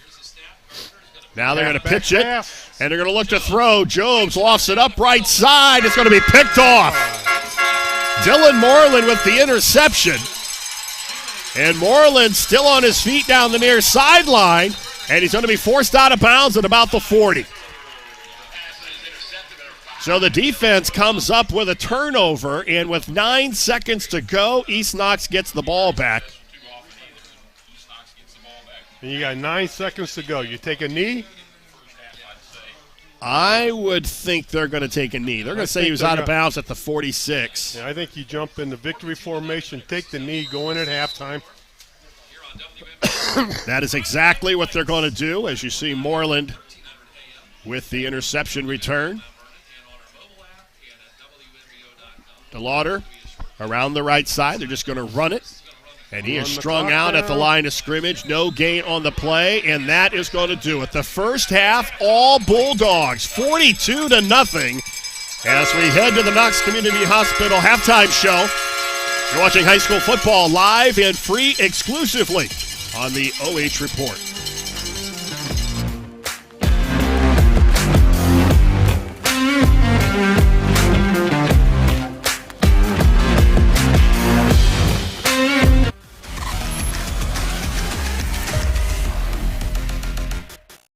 Alumni Roofing is a full-service commercial roofing contractor providing commercial and industrial roofing solutions. We provide service to much of north central Ohio, including areas of Columbus, Cleveland, and Akron. Our services include preventative maintenance programs, roof health assessment, roof replacement, metal fabrication, and more. Call 419-884-9715 and mention this ad to receive a great free deal. Alumni Roofing would like to give a shout out to the senior class of 2021. Alumni Roofing is a full-service commercial roofing contractor providing commercial and industrial roofing solutions. We provide service to much of north central Ohio, including areas of Columbus, Cleveland, and Akron. Our services include preventative maintenance programs, roof health assessment, roof replacement, metal fabrication, and more. Call 419-884-9715 and mention this ad to receive a great free deal. Alumni Roofing would like to give a shout out to the senior class of 2021. While many things have changed over the past 100 years, we remain the only locally owned and operated community bank in Knox County. A bank of local people making local decisions. It's that concept that has awarded the People's Bank a 5-star superior rating for strength and stability with Bauer Financial Services for over 25 years. The People's Bank, serving you since 1920. Knox Community Hospital delivers with 3 fellowship-trained surgeons and coveted national rankings for 4 years running, all to help you beat the pain and heal faster. At Knox Community Hospital, we're elevating care. Hi, this is Brock Ross from the Danville office of the Killbuck Savings Bank, and I want to wish the Danville Blue Devils all the best for a great season. And this is Dee Scott from the Apple Valley office of the Killbuck Savings Bank, and I'm here to wish the East Knox Bulldogs an awesome season. We may root for different teams, but we are together in our efforts to service the financial needs of our neighbors and friends in the Knox County area. Supporting our community is even more important today. So contact me, Dee Scott, at the Apple Valley office. Or me, Brock Ross, at Danville. The Killbuck Savings Bank, your community partner, equal housing lender, member of FDIC.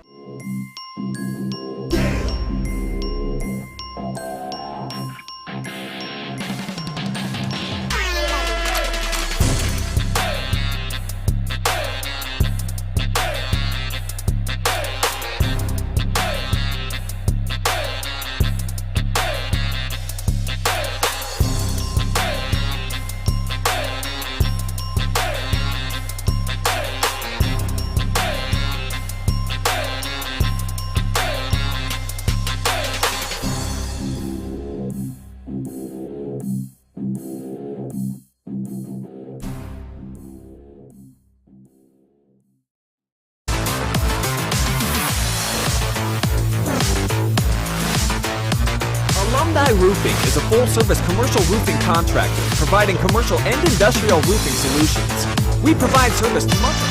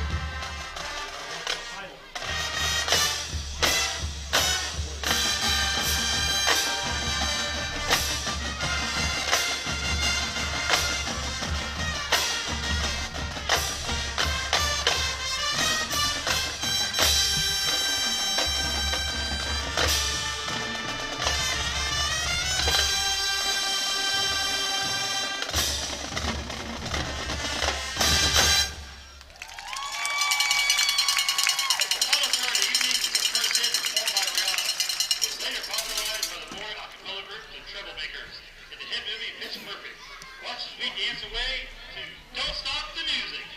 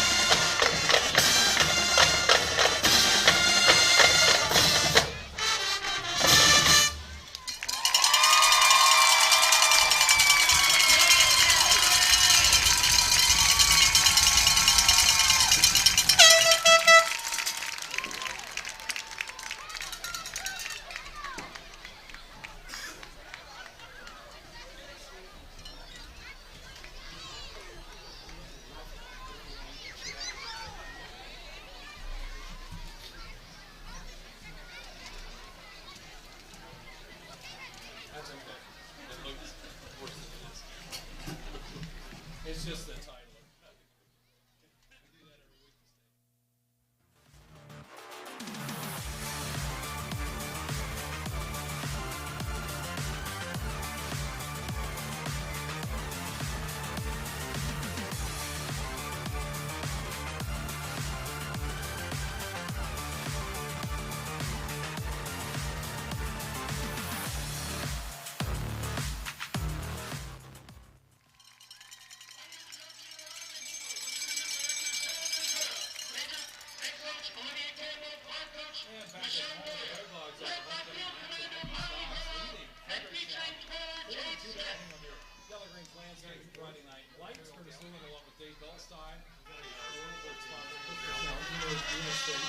And Dave, tough time here for Fredericktown, and certainly didn't help when you didn't have another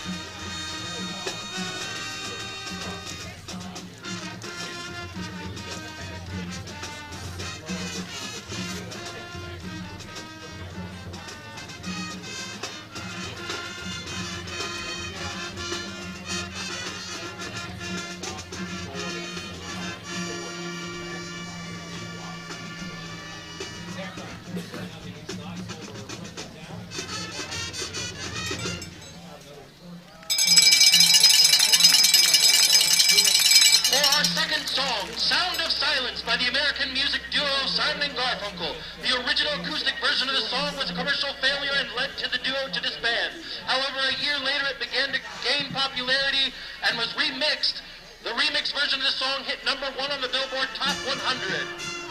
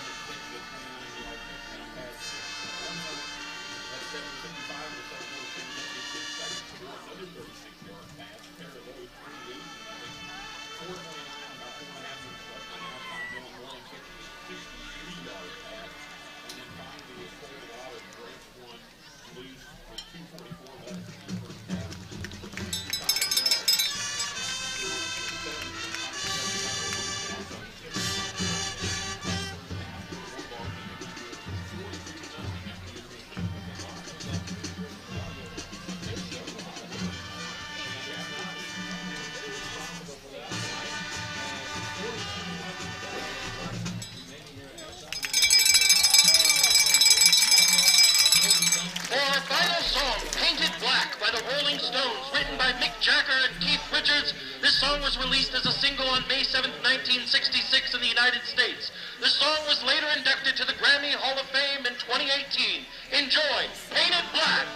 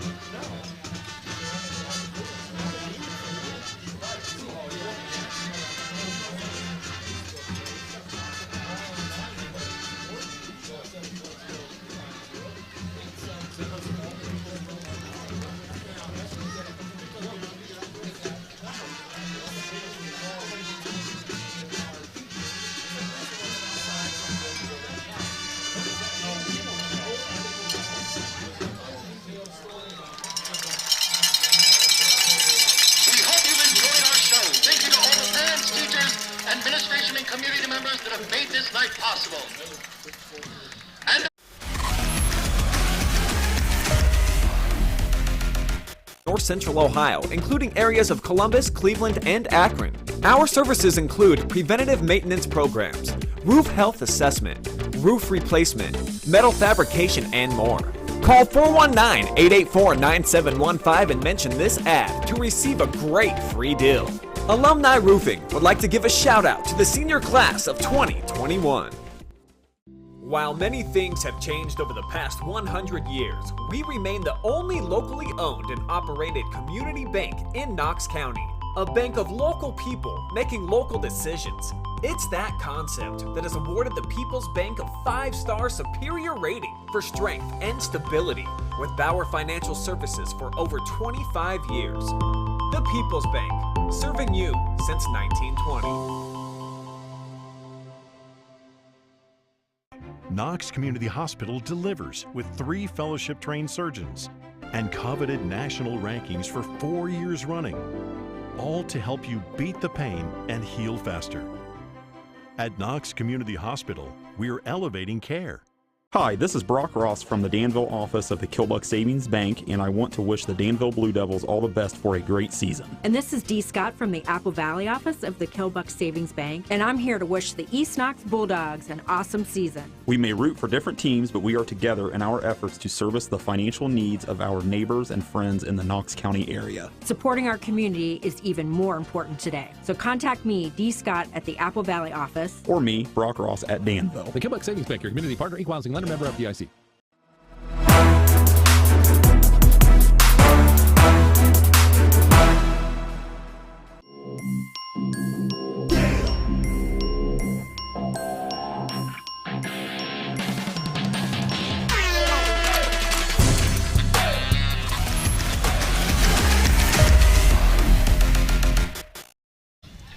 Welcome back to the Knox Community Hospital halftime show. I am Brian Harder along with Bruce Wyrick, and as we take a look at things that have what has really transpired in the first half for East Knox, and it really is a landslide, 42-0.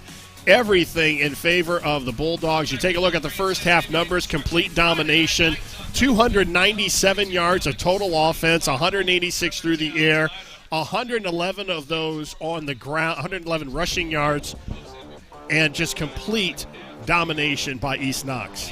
Yeah, and one of the things you talked about before the game, Brian, talked about injuries, and Fredericktown's got to stay healthy. Well, you look down the field out there, they got like 8 players with their jerseys on, but they don't have anything else on. And when you are at a smaller school and you have that many players injured, you got to replace them with somebody. And sometimes the talent is just not there. And what I think Fredericktown's happening right now, they've got a few gaps that are being exploited by East Knox. And especially on defense, East Knox is just doing what they want to do defensively. And as a result, due to Fredericktown's injuries, East Knox has got a big advantage. Tegan Rule is the biggest one. He is third in the KMAC in rushing with 761 yards and 10 touchdowns, averages 7 yards a carry, also ranks third in the conference in receptions with 27 catches, 289 yards, and a couple of scores. You take that much offense out of your team, and this is what's going to happen. Yeah, you can't replace it. At a bigger school, you might be able to replace those players with quality players, but sometimes you end up playing a couple freshmen in. A senior gets hurt, you got to replace him with a freshman. And remember, you might have 5 or 6 guys injured on the side. They might be two-way performers. That's 10 players you've taken out of your lineup, and that causes some problems. That's what I would want to do down here at East Knox. They really get into their high school football. They watch it from the roof. So if you have a roof that happens to be adjacent to an end zone, then you have perfect seats down here in Howard. I feel like I'm at Fenway Park sitting on watching the baseball game from the rooftop. Well, I would imagine they're enjoying what they're seeing tonight, a 42-0 halftime score as East Knox taking advantage of the injured Fredericktown Freddies. Individually, Peyton Lester, 8 of 11, 186 yards and 4 touchdowns. Cole DeLauder, 9 carries, 112 yards and 2 touchdowns, 65 of those on one carry. That was a touchdown that he had toward the end of the first half. And East Knox will start with the football here in the third quarter, already with a 42-0 lead, and we're going to have a running clock here for the second half. And it's not going to slow down. I don't think so. One of the situations I used to run into was that whenever you get a big lead and you come out at the second half, when do you pull your players? I used to always give my starters the first offensive series and the first defensive series, and then start pulling players. They're the ones that earned it. They're the first teamers. Give them their shot on the field. Lester out of the shotgun on 1st and 10 from the 25. DeLauder gets his first carry of the third quarter, and he pushes the pile across the 30. In on the stop for Fredericktown was Mason Hofleck, and you see that power running again by Cole DeLauder. And look at the offensive line, creating a seam for him. That's what impresses me. This offensive line just opening up gaps. There it is.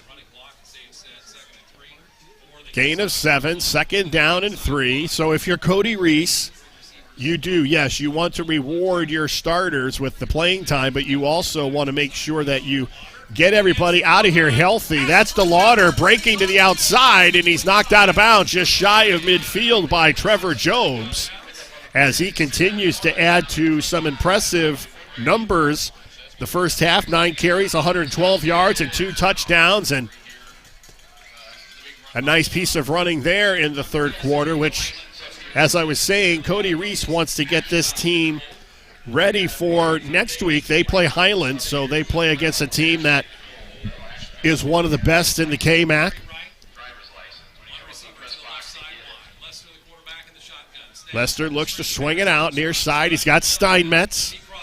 And Steinmetz gets inside the 40 down to about the 37. In on the stop for Fredericktown, Logan Small, along with Trevor Bellman.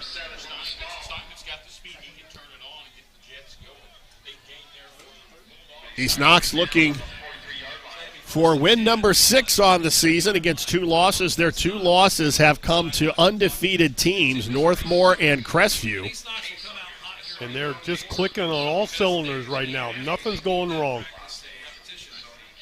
4 receivers set, 2 to each side. 2 to left, 2 to the right, in case some were wondering. Ball at the right hash mark. Here's the snap. There's DeLauder up the middle, another big hole, puts his shoulder down inside the 30, down to the 28-yard line. Riley Zigman in on the stop, but another piece of power running by Cole DeLauder and the Bulldogs as we go under 9 minutes to go in the third quarter. And the one thing that's happening is that he's getting to the second level before anybody touches him. And when you give a back that powerful, a little bit of running room, he's going to run people over. Gain of 8, 2nd down and 2. They fake it to DeLauder, and Lester with all kinds of room down inside the 15, puts his shoulder down, spins, and he's down to the 5. It'll be 1st and goal for the Bulldogs. Trevor Jobes in on the tackle for Fredericktown, but big yardage setting up a 1st and goal for the Bulldogs. I don't know if I want my quarterback dipping his shoulder to get extra yardage down close to the goal line. I don't think that play was supposed to break for 20 yards. But 1st and goal from the 5.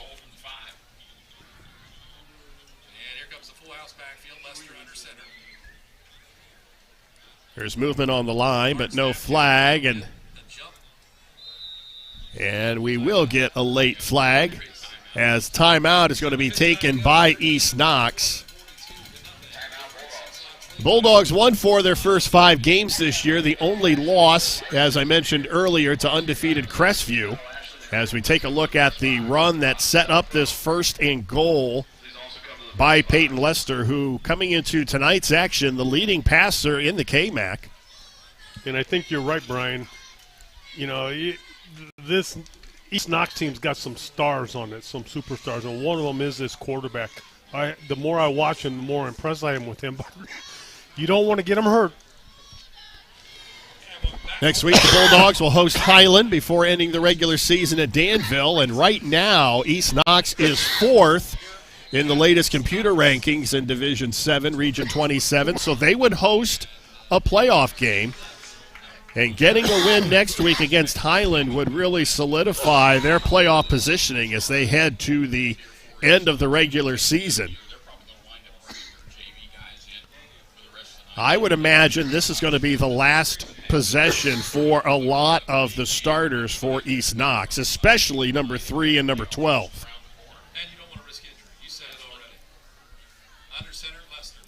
DeLauder off the right side, pushes forward. Does he get in? He is just shy of the goal line, setting up a 2nd and goal, as they're going to say he was down at the 1. Looked like he is making it. He has good blocking. Keeps driving.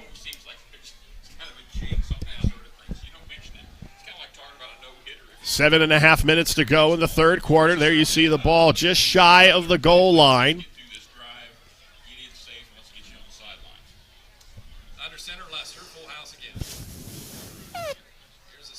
DeLauder, right side, touchdown. So the third touchdown on the ground on the night for DeLauder.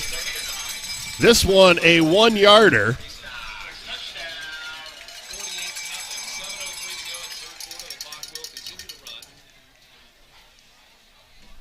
So the touchdown coming with 7:01 to go in the third.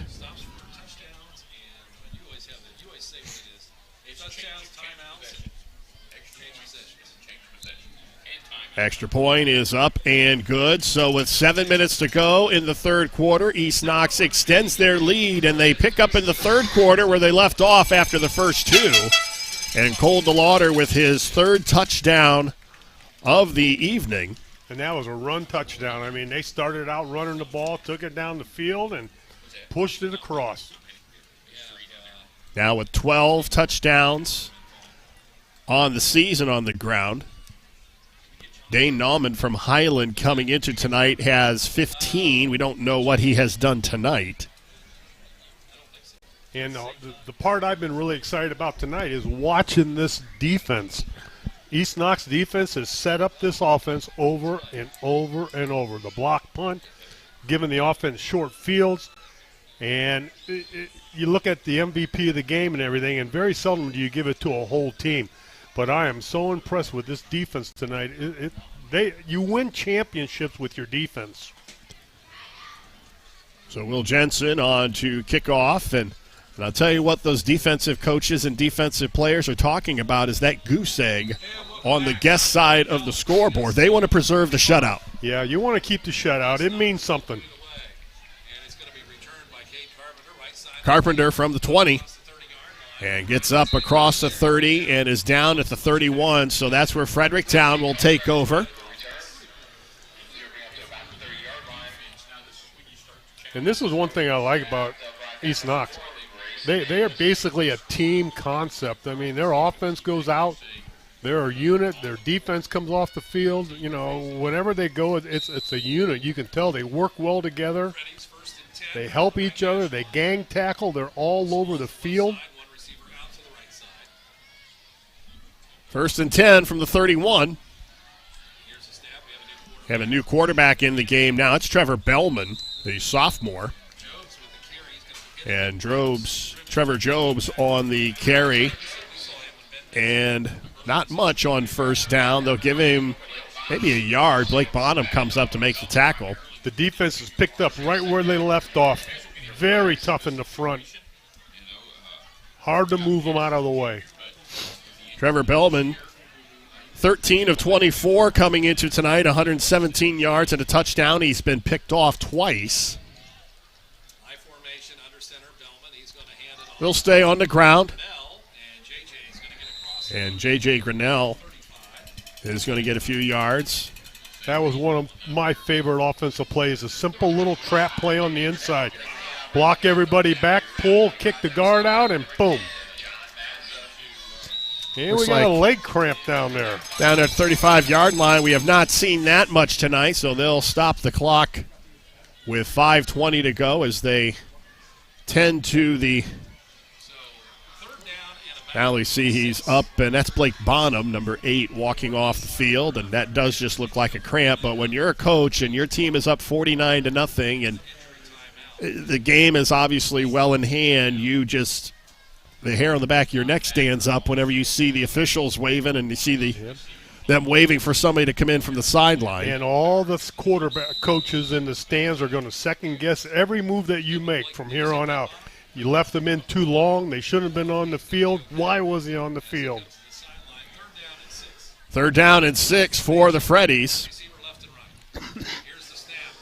They'll stay on the ground. That's Jobs again up the middle. Nothing going there.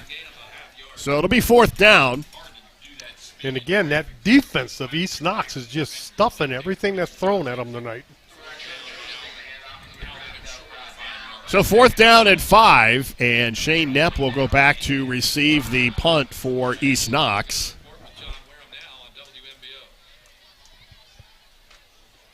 A lot of times, because you don't want to make a big change, your specialty teams, you never change. Your first team, punt team will be there the whole game. Punt and return team will be there the whole game. I'm kind of anxious to see what they look like on offense when East Knox comes up. Woodring to kick it from inside the 25. And Knepp calls for a fair catch and falls on it at the 30-yard line. So that's where East Knox will take over with 4:14 to go in the 3rd quarter. Tall Bulldogs 49-0 as they are in line for win number 6. They would go to 6-2, 3-1 in the KMAC. In order to win the KMAC, they would have to get some help. And I see a lot of new numbers going out there right now for East Knox. A lot of new players getting some playing time. Tonight's game being brought to you by Knox Community Hospital, Alumni Roofing, Knox Community Health Center, Patti Jackson, and Remax Genesis out of Mount Gilead. Brian Harder, Bruce Wyrick from East Knox, and the ball over the head of the new quarterback, Brayson Davis. Davis, a sophomore, 5'6", and maybe they're used to having the bigger quarterback in 6'2" Peyton Lester, but it was a high snap. Yeah, that went right over his head. You got those game jitters. Everybody out there is brand new. And sometimes you basically put your JV team out. This is your next year's team. This is the team that's going to take the place of these seniors when they leave.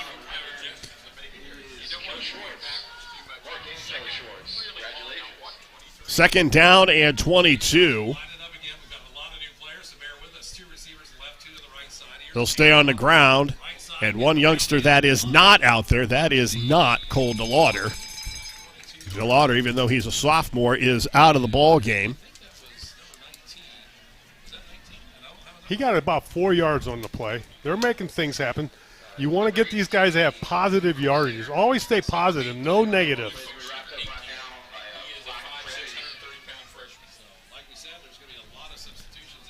2 minutes, 47 seconds to go in a rapidly moving second half here from East Knox. We have the running clock. And Davis is going to go back to throw. They set up the screen pass. And yardage up to the 24-yard line, so just a gain of a couple. It's going to bring up 4th down and long, and the punting unit is going to come out for East Knox. And we talk about what the offense for East Knox has done tonight. And this is the second week in a row where the Fredericktown defense has really struggled. Last week against Highland, while the offense for Fredericktown racked up 300 yards of total offense, the defense gave up 566 yards to Highland. And that's what happens when you have a few holes here and there.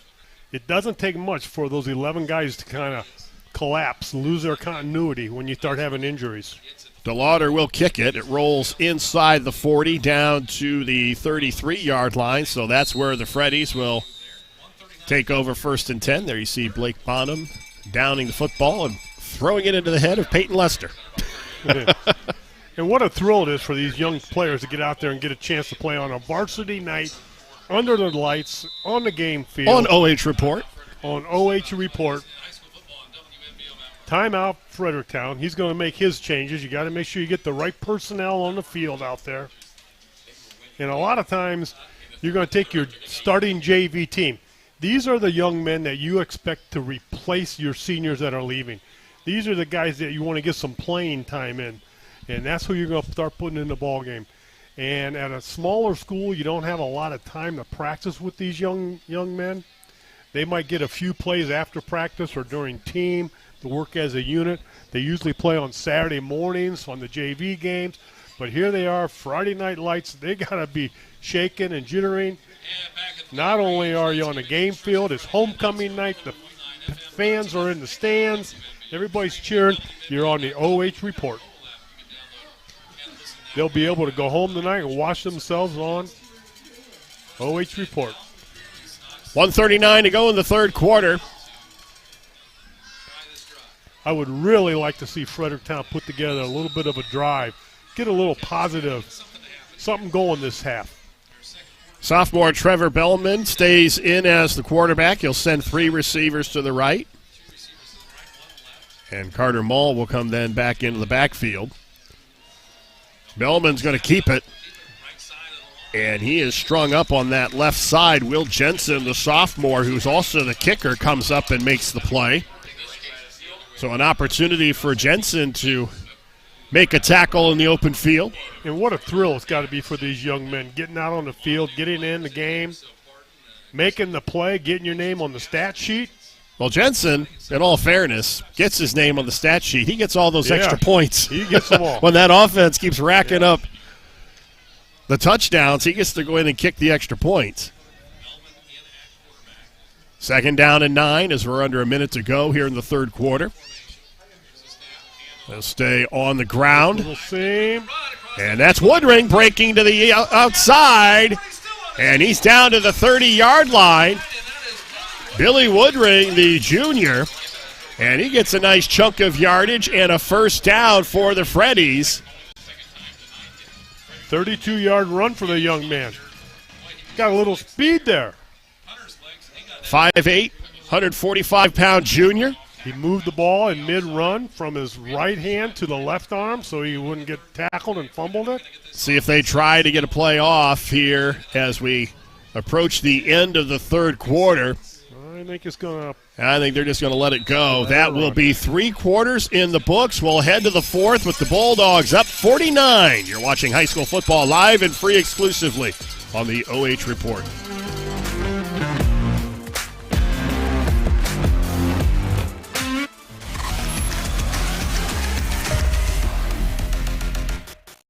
Alumni Roofing is a full-service commercial roofing contractor providing commercial and industrial roofing solutions.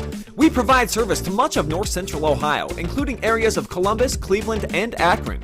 Our services include preventative maintenance programs, roof health assessment, roof replacement, metal fabrication, and more. Call 419-884-9715 and mention this ad to receive a great free deal.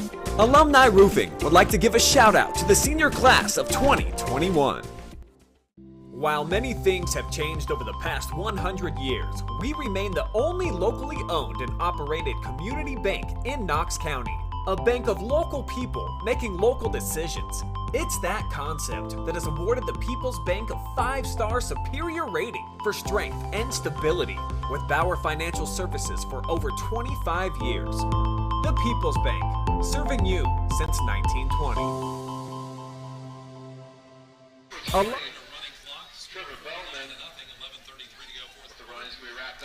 East Knox with a 49-0 lead as we head into the fourth quarter. 2nd down and 12. A loss of 2 on a carry, the first carry of the fourth quarter. Bellman, the quarterback, hands off to Billy Woodring, and Woodring nowhere to go as he runs into the teeth of that East Knox defense. Kind of hard to move against that defense. It's been that way the whole ball game, Brian. I think a few of those upperclassmen are in the ears of the guys that are in the game saying, you better preserve the shutout. Zero. Preserve the shutout. We worked this hard for it. Let's keep it. 3rd down and 9. 2 receivers on each side for Bellman as he backs up into the shotgun and he looks to throw.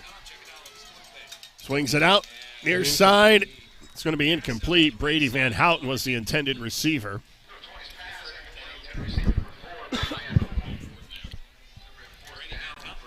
So 4th down as we approach the 10-minute mark of the ball game. Yeah, Fredericktown has nothing to lose. They gotta do what they can, get it down the field.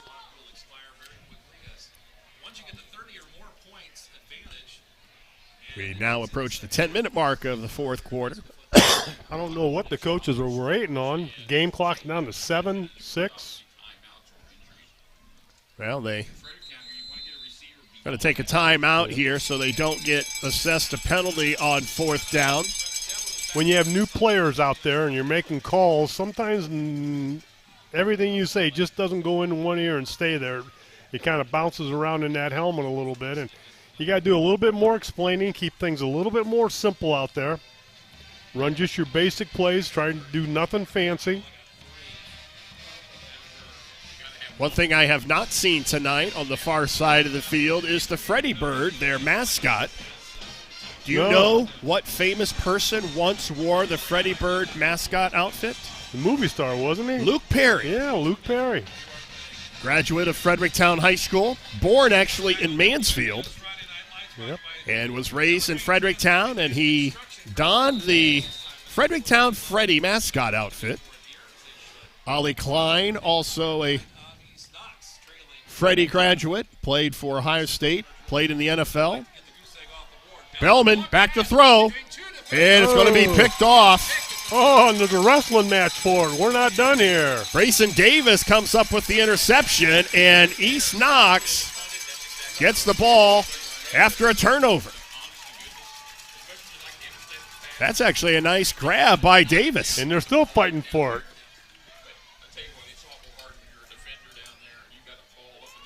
So the Bulldogs get it back with 9:29 to go. After the 3rd turnover of the ball game for the Freddies.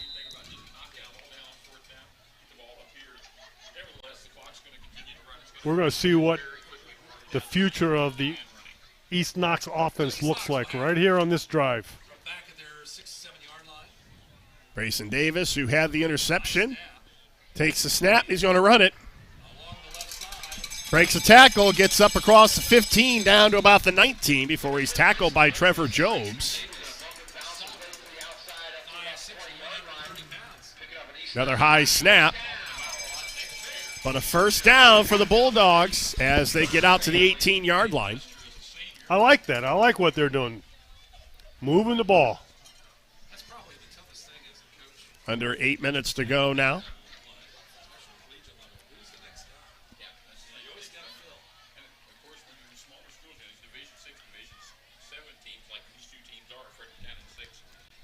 First and 10 from the 19. He'll stay on the ground. And as we approach the 8-minute mark, it'll be 2nd down and 8. There's a shot of Luke Perry. Not wearing the Freddy outfit.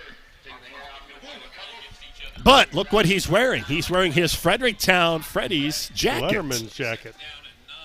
Now, I wish I could sit here and tell you what he lettered in, but I can't.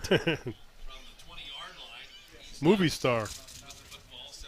Now I got a trivia question for you. Speaking of Ollie Klein, what 3 NFL teams did he play for? And you cannot look at my notes. Oh, your hand's covering it. I have no idea. Oh, ball's on the ground. Pitch to the near side to Luke Holsinger, the freshman, and it's incomplete. They called that an incomplete pass. Ollie Klein played fullback at Ohio State and played in the NFL for Cleveland, Buffalo, and Detroit. He spent 4 seasons with the Lions, 1 each in Buffalo and Cleveland. He was a fullback and the pride of Fredericktown football. And they would love to have him back tonight. Oh, yeah. As we approach 7 minutes to go, 3rd down and 9 for the Bulldogs. Whoa. And well, incomplete. I think he got a little excited on that one. Josh Keith, the intended receiver. So that'll bring up 4th down. Big punt. Fredericktown is going to get pretty good field position. It'd be nice to see them get a nice drive together, move the stakes, earn the touchdown. So Carter Mall is going to go back to receive the kick, and Fredericktown should have pretty good field position as DeLauder is going to kick it from inside the 10. DeLauder, gets the kick off. It takes a Fredericktown roll at about the 44-yard line, so that's where Fredericktown will take over with 6:08 to go.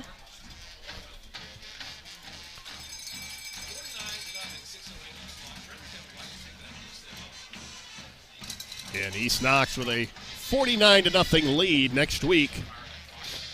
Doesn't get easier for East Knox. They host Highland, which should be probably the game of the year down here for East Knox. And then they end the regular season at Danville the following week.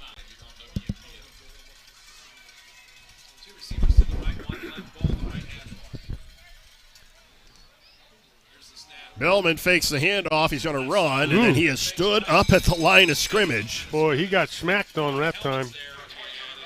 Nice fill by the linebackers.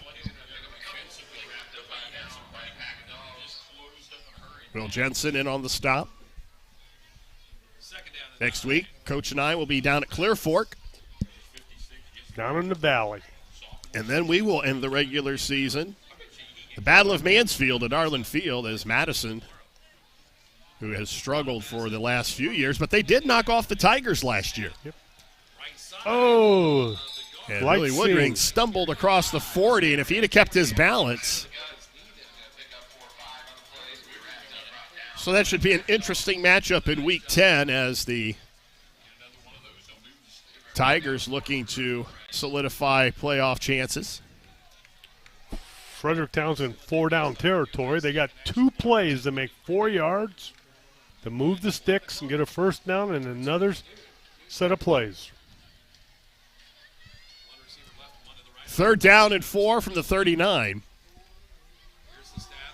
Woodring, there's your first down yardage and then some. Down to the 30, to the 20, and Woodring's going to go into the end zone and break the shutout, and Fredericktown is on the board. 39-yard touchdown run. And as you were talking about, Brian, that varsity defense, how they feel right now. Losing the shutout. Woodring with a nice run of 39 yards.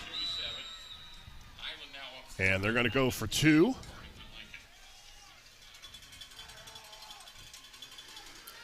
First touchdown of the season for Woodring. The young man has a little bit of speed. Here he goes again. And Bellman is going to run it in for the 2-point conversion. So with 4:26 to go, it's 49-8 in favor of East Knox. And there you see the run that set it all up as Woodring gets into the end zone and breaks the shutout.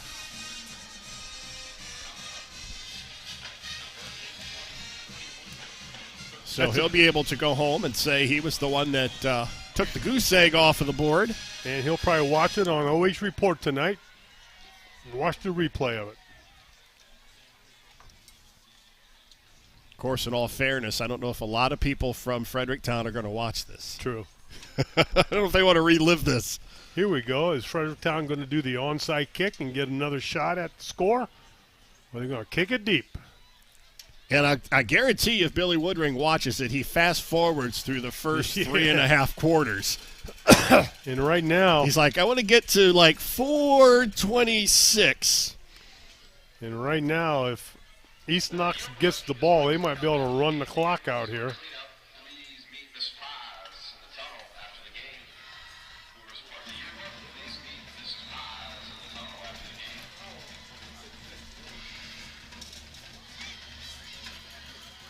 There's the onside, a little squib kick to the inside. And it's taken by Brayson Davis. Young man put his knee down. I don't think he wanted to get hit.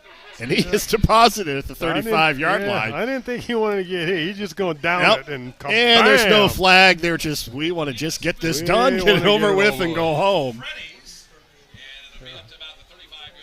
When they're looking at game film tomorrow morning, everybody's going to get a kick out of that play. He's like, Coach, I tried to take a knee. Yeah. 1st and 10 at the 36-yard line, 4 minutes to go. And that's what's great about these kids getting to play on a varsity night.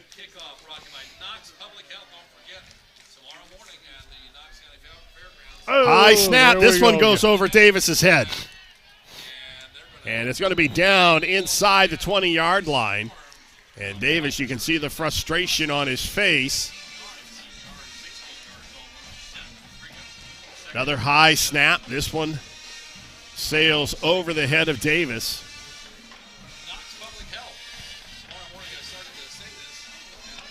So that'll bring up 2nd down and very long. They need to get all the way up to the 46-yard line for a 1st down as the ball is resting at the 20. I don't know if that quarterback's arm can throw it this far. He's not a big person out there. So 2nd and 26. He's able to pull that one down. Oh, there's a flag on the play.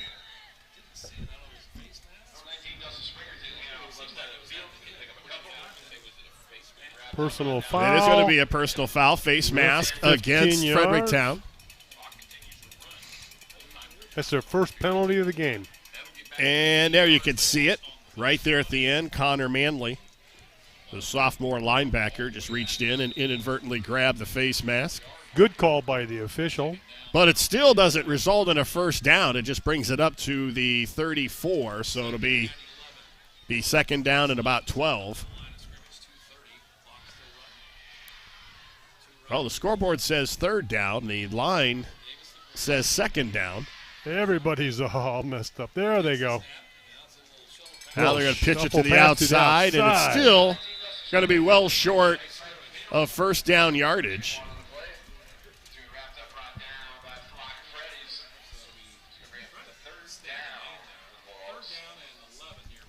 Coach is going to leave his offense out there. So the scoreboard, again, says 4th down, and the line says 3rd down. So I guess they're going to go with the line marker. There you see it. It says 3rd down. So maybe the scoreboard operator has been replaced by the freshman scoreboard operator. The down marker on the sidelines a foot away from that official, so.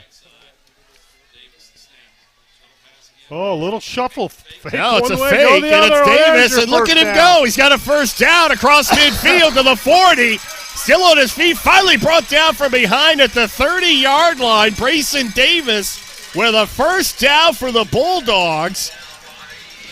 That's a nice piece of running by the young sophomore. First he takes a knee on a play and gets hammered. Now he comes up big. Cuts back. Young man has a little speed. Now we're to a minute to go, and you think this group doesn't want to get in the end zone? No, they're working for it. They want to get across that goal line. 1st and 10 from the 31-yard line. See if they can't get a sticker on that helmet. Here's a cutback. Now they'll cut back again to the near side. Still short, diving to about the 16-yard line, and they better get to the line. 37 seconds to go.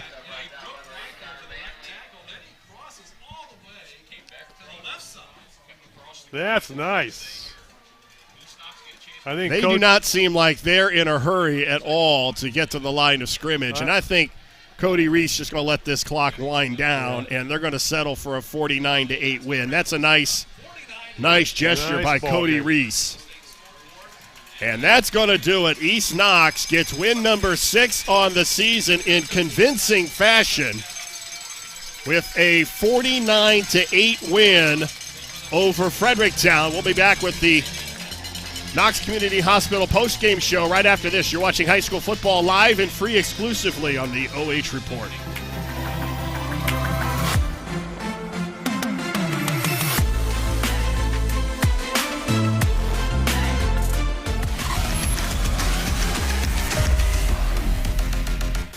Alumni Roofing is a full-service commercial roofing contractor providing commercial and industrial roofing solutions.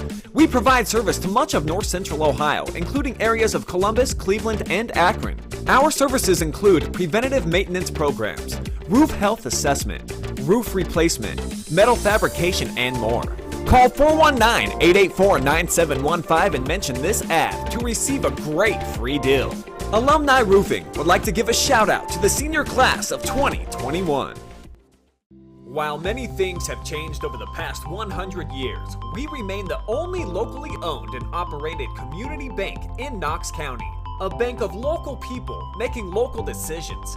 It's that concept that has awarded the People's Bank a 5-star superior rating for strength and stability with Bauer Financial Services for over 25 years.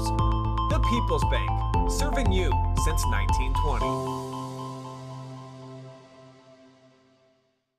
Knox Community Hospital delivers with 3 fellowship-trained surgeons and coveted national rankings for 4 years running, all to help you beat the pain and heal faster.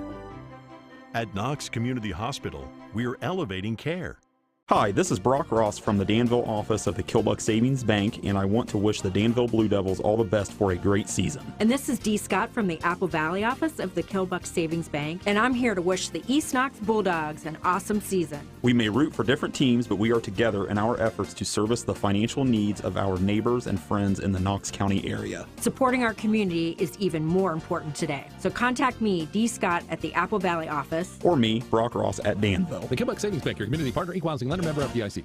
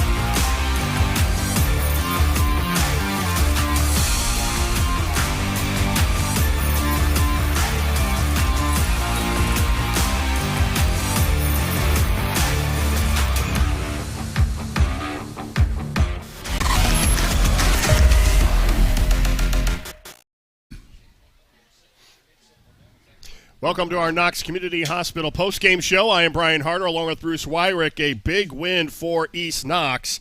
And this was something that, as you take a look at the final numbers, obviously very lopsided in favor of the Bulldogs. Yeah, we're looking at a team that is playoff ready right now. You know, the East Knox, I'm very impressed with them.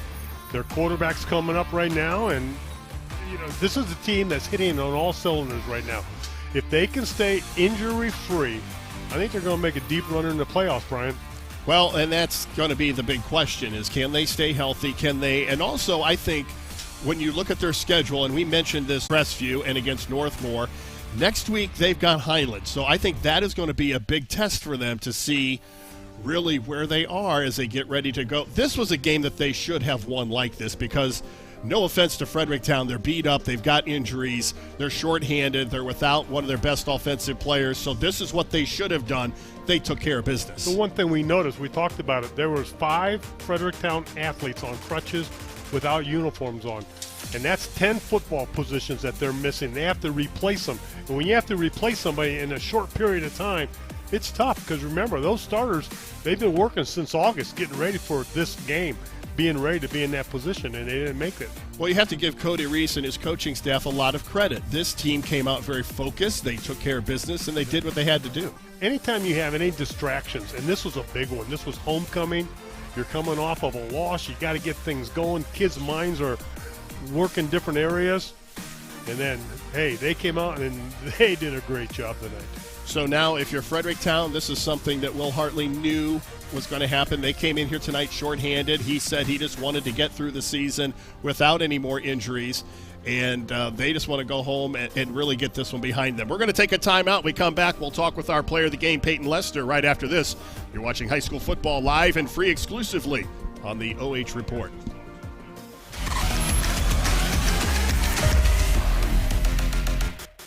Knox Community Hospital delivers with 3 fellowship-trained surgeons and coveted national rankings for 4 years running, all to help you beat the pain and heal faster. At Knox Community Hospital, we're elevating care. Hi, this is Brock Ross from the Danville office of the Killbuck Savings Bank, and I want to wish the Danville Blue Devils all the best for a great season. And this is Dee Scott from the Apple Valley office of the Killbuck Savings Bank, and I'm here to wish the East Knox Bulldogs an awesome season. We may root for different teams, but we are together in our efforts to service the financial needs of our neighbors and friends in the Knox County area. Supporting our community is even more important today. So contact me, Dee Scott, at the Apple Valley office. Or me, Brock Ross, at Danville. The Killbuck Savings Bank, your community partner, equal housing lender, member of FDIC.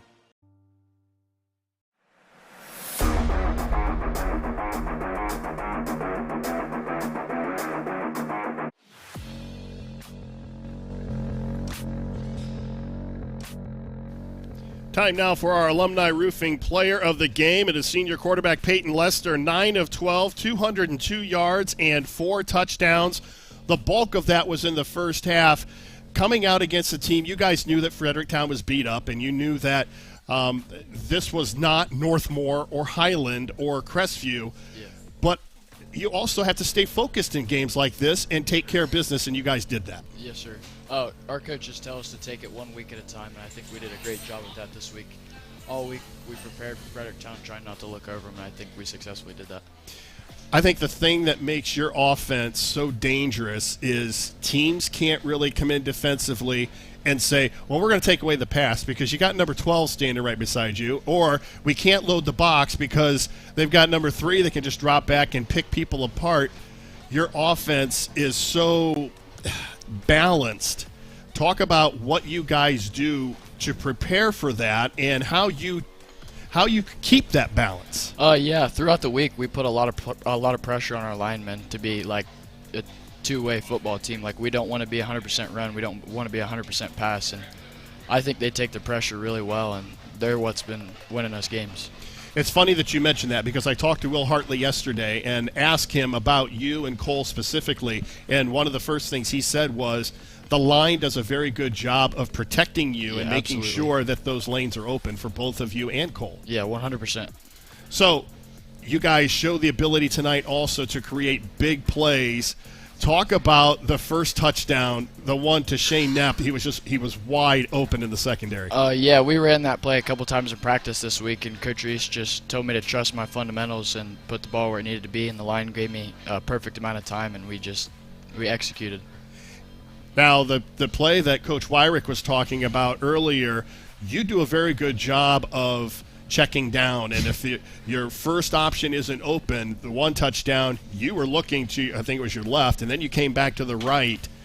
Is that something you've just developed over time? Is that something the coaches try to pound into you? Yeah, absolutely. Coach Reese tries to tell us quarterbacks not to get set on one receiver and just trust our progressions, and it'll produce plays, and that's what happened. Your 2 losses this season, obviously, were to 2 very good teams, Crestview and Northmore. Now, next week, this is really – is this a statement game for you guys? I mean, you can take it as what you want, but we just need to – everybody on our team needs to do their 1/11th. We need to come together as a team and just do what we can. Don't worry about anybody else. We need to do our part. What have you guys been able to see Highland at all? Have you been able to watch any film on them yet, or are you're going to start focusing on them next week? Yeah, we've had them in a couple of our scouting films, but we haven't paid any attention to them. Like I said, we just take it 1 week at a time, and we start with Highland tomorrow. Congratulations on a big win tonight, and good luck next week against Highland. Thank you, sir. Okay, if you can just give that headset back to Coach there, we'll finish with our postgame. That was Peyton Lester, our Alumni Roofing player of the game. Again, 9 of 12, 202 yards and 4 touchdowns. A nice performance by the senior quarterback, and I like the approach. They just come in. This is what we're doing this week. We're focused on Fredericktown. We're going to let Highland. We're going to take care of that when the time comes. You can see the maturity of the young man. And that's what I really liked. When you mentioned how he looks off, look to the left, nobody open, turn back to the right. He's very good at what he does. He's got a good coaching staff with him. They've trained. He's really worked hard to get where he's at. And you're right. They take 1 game at a time, and next week it's Highland. They'll start tomorrow morning. Yeah, that's going to be probably a game right now heading into this week. They were 4th in their region, so if they can win that game, I think they could pretty much solidify a home playoff game. If they lose that, I'm not sure how far that would drop them, but that is something that they control and they can take care of if they just go out and take care of business. It's a lot easier when you're going to a game where you control your own destiny. And when you got to hope for other teams to do it, you just don't get that same focus. So when you go out there knowing that if we win this game, we have a home game, and we don't lose at our field, you are in a better shape to play a game and have to expect somebody else to win for us to be in. So East Knox is doing a great job. They're on a great run right now. Well, with the win, East Knox is now 6-2. They're 3-1 in the KMAC, and Fredericktown drops to 3-5. They are 1-4 in conference play. The final score tonight, East Knox 49 and Fredericktown 8. Our thanks to tonight's broadcast team. Our producer is Adam Thompson, and the fine camera work courtesy of Jory Hollenbeck. But most of all, our thanks to you for joining us. Once again, the final score, East Knox 49 and Fredericktown 8. You've been watching high school football live and free on the OH Report, powered by BS Media Productions, the future of local sports. For Bruce Wyrick, I'm Brian Harder. So long from East Knox.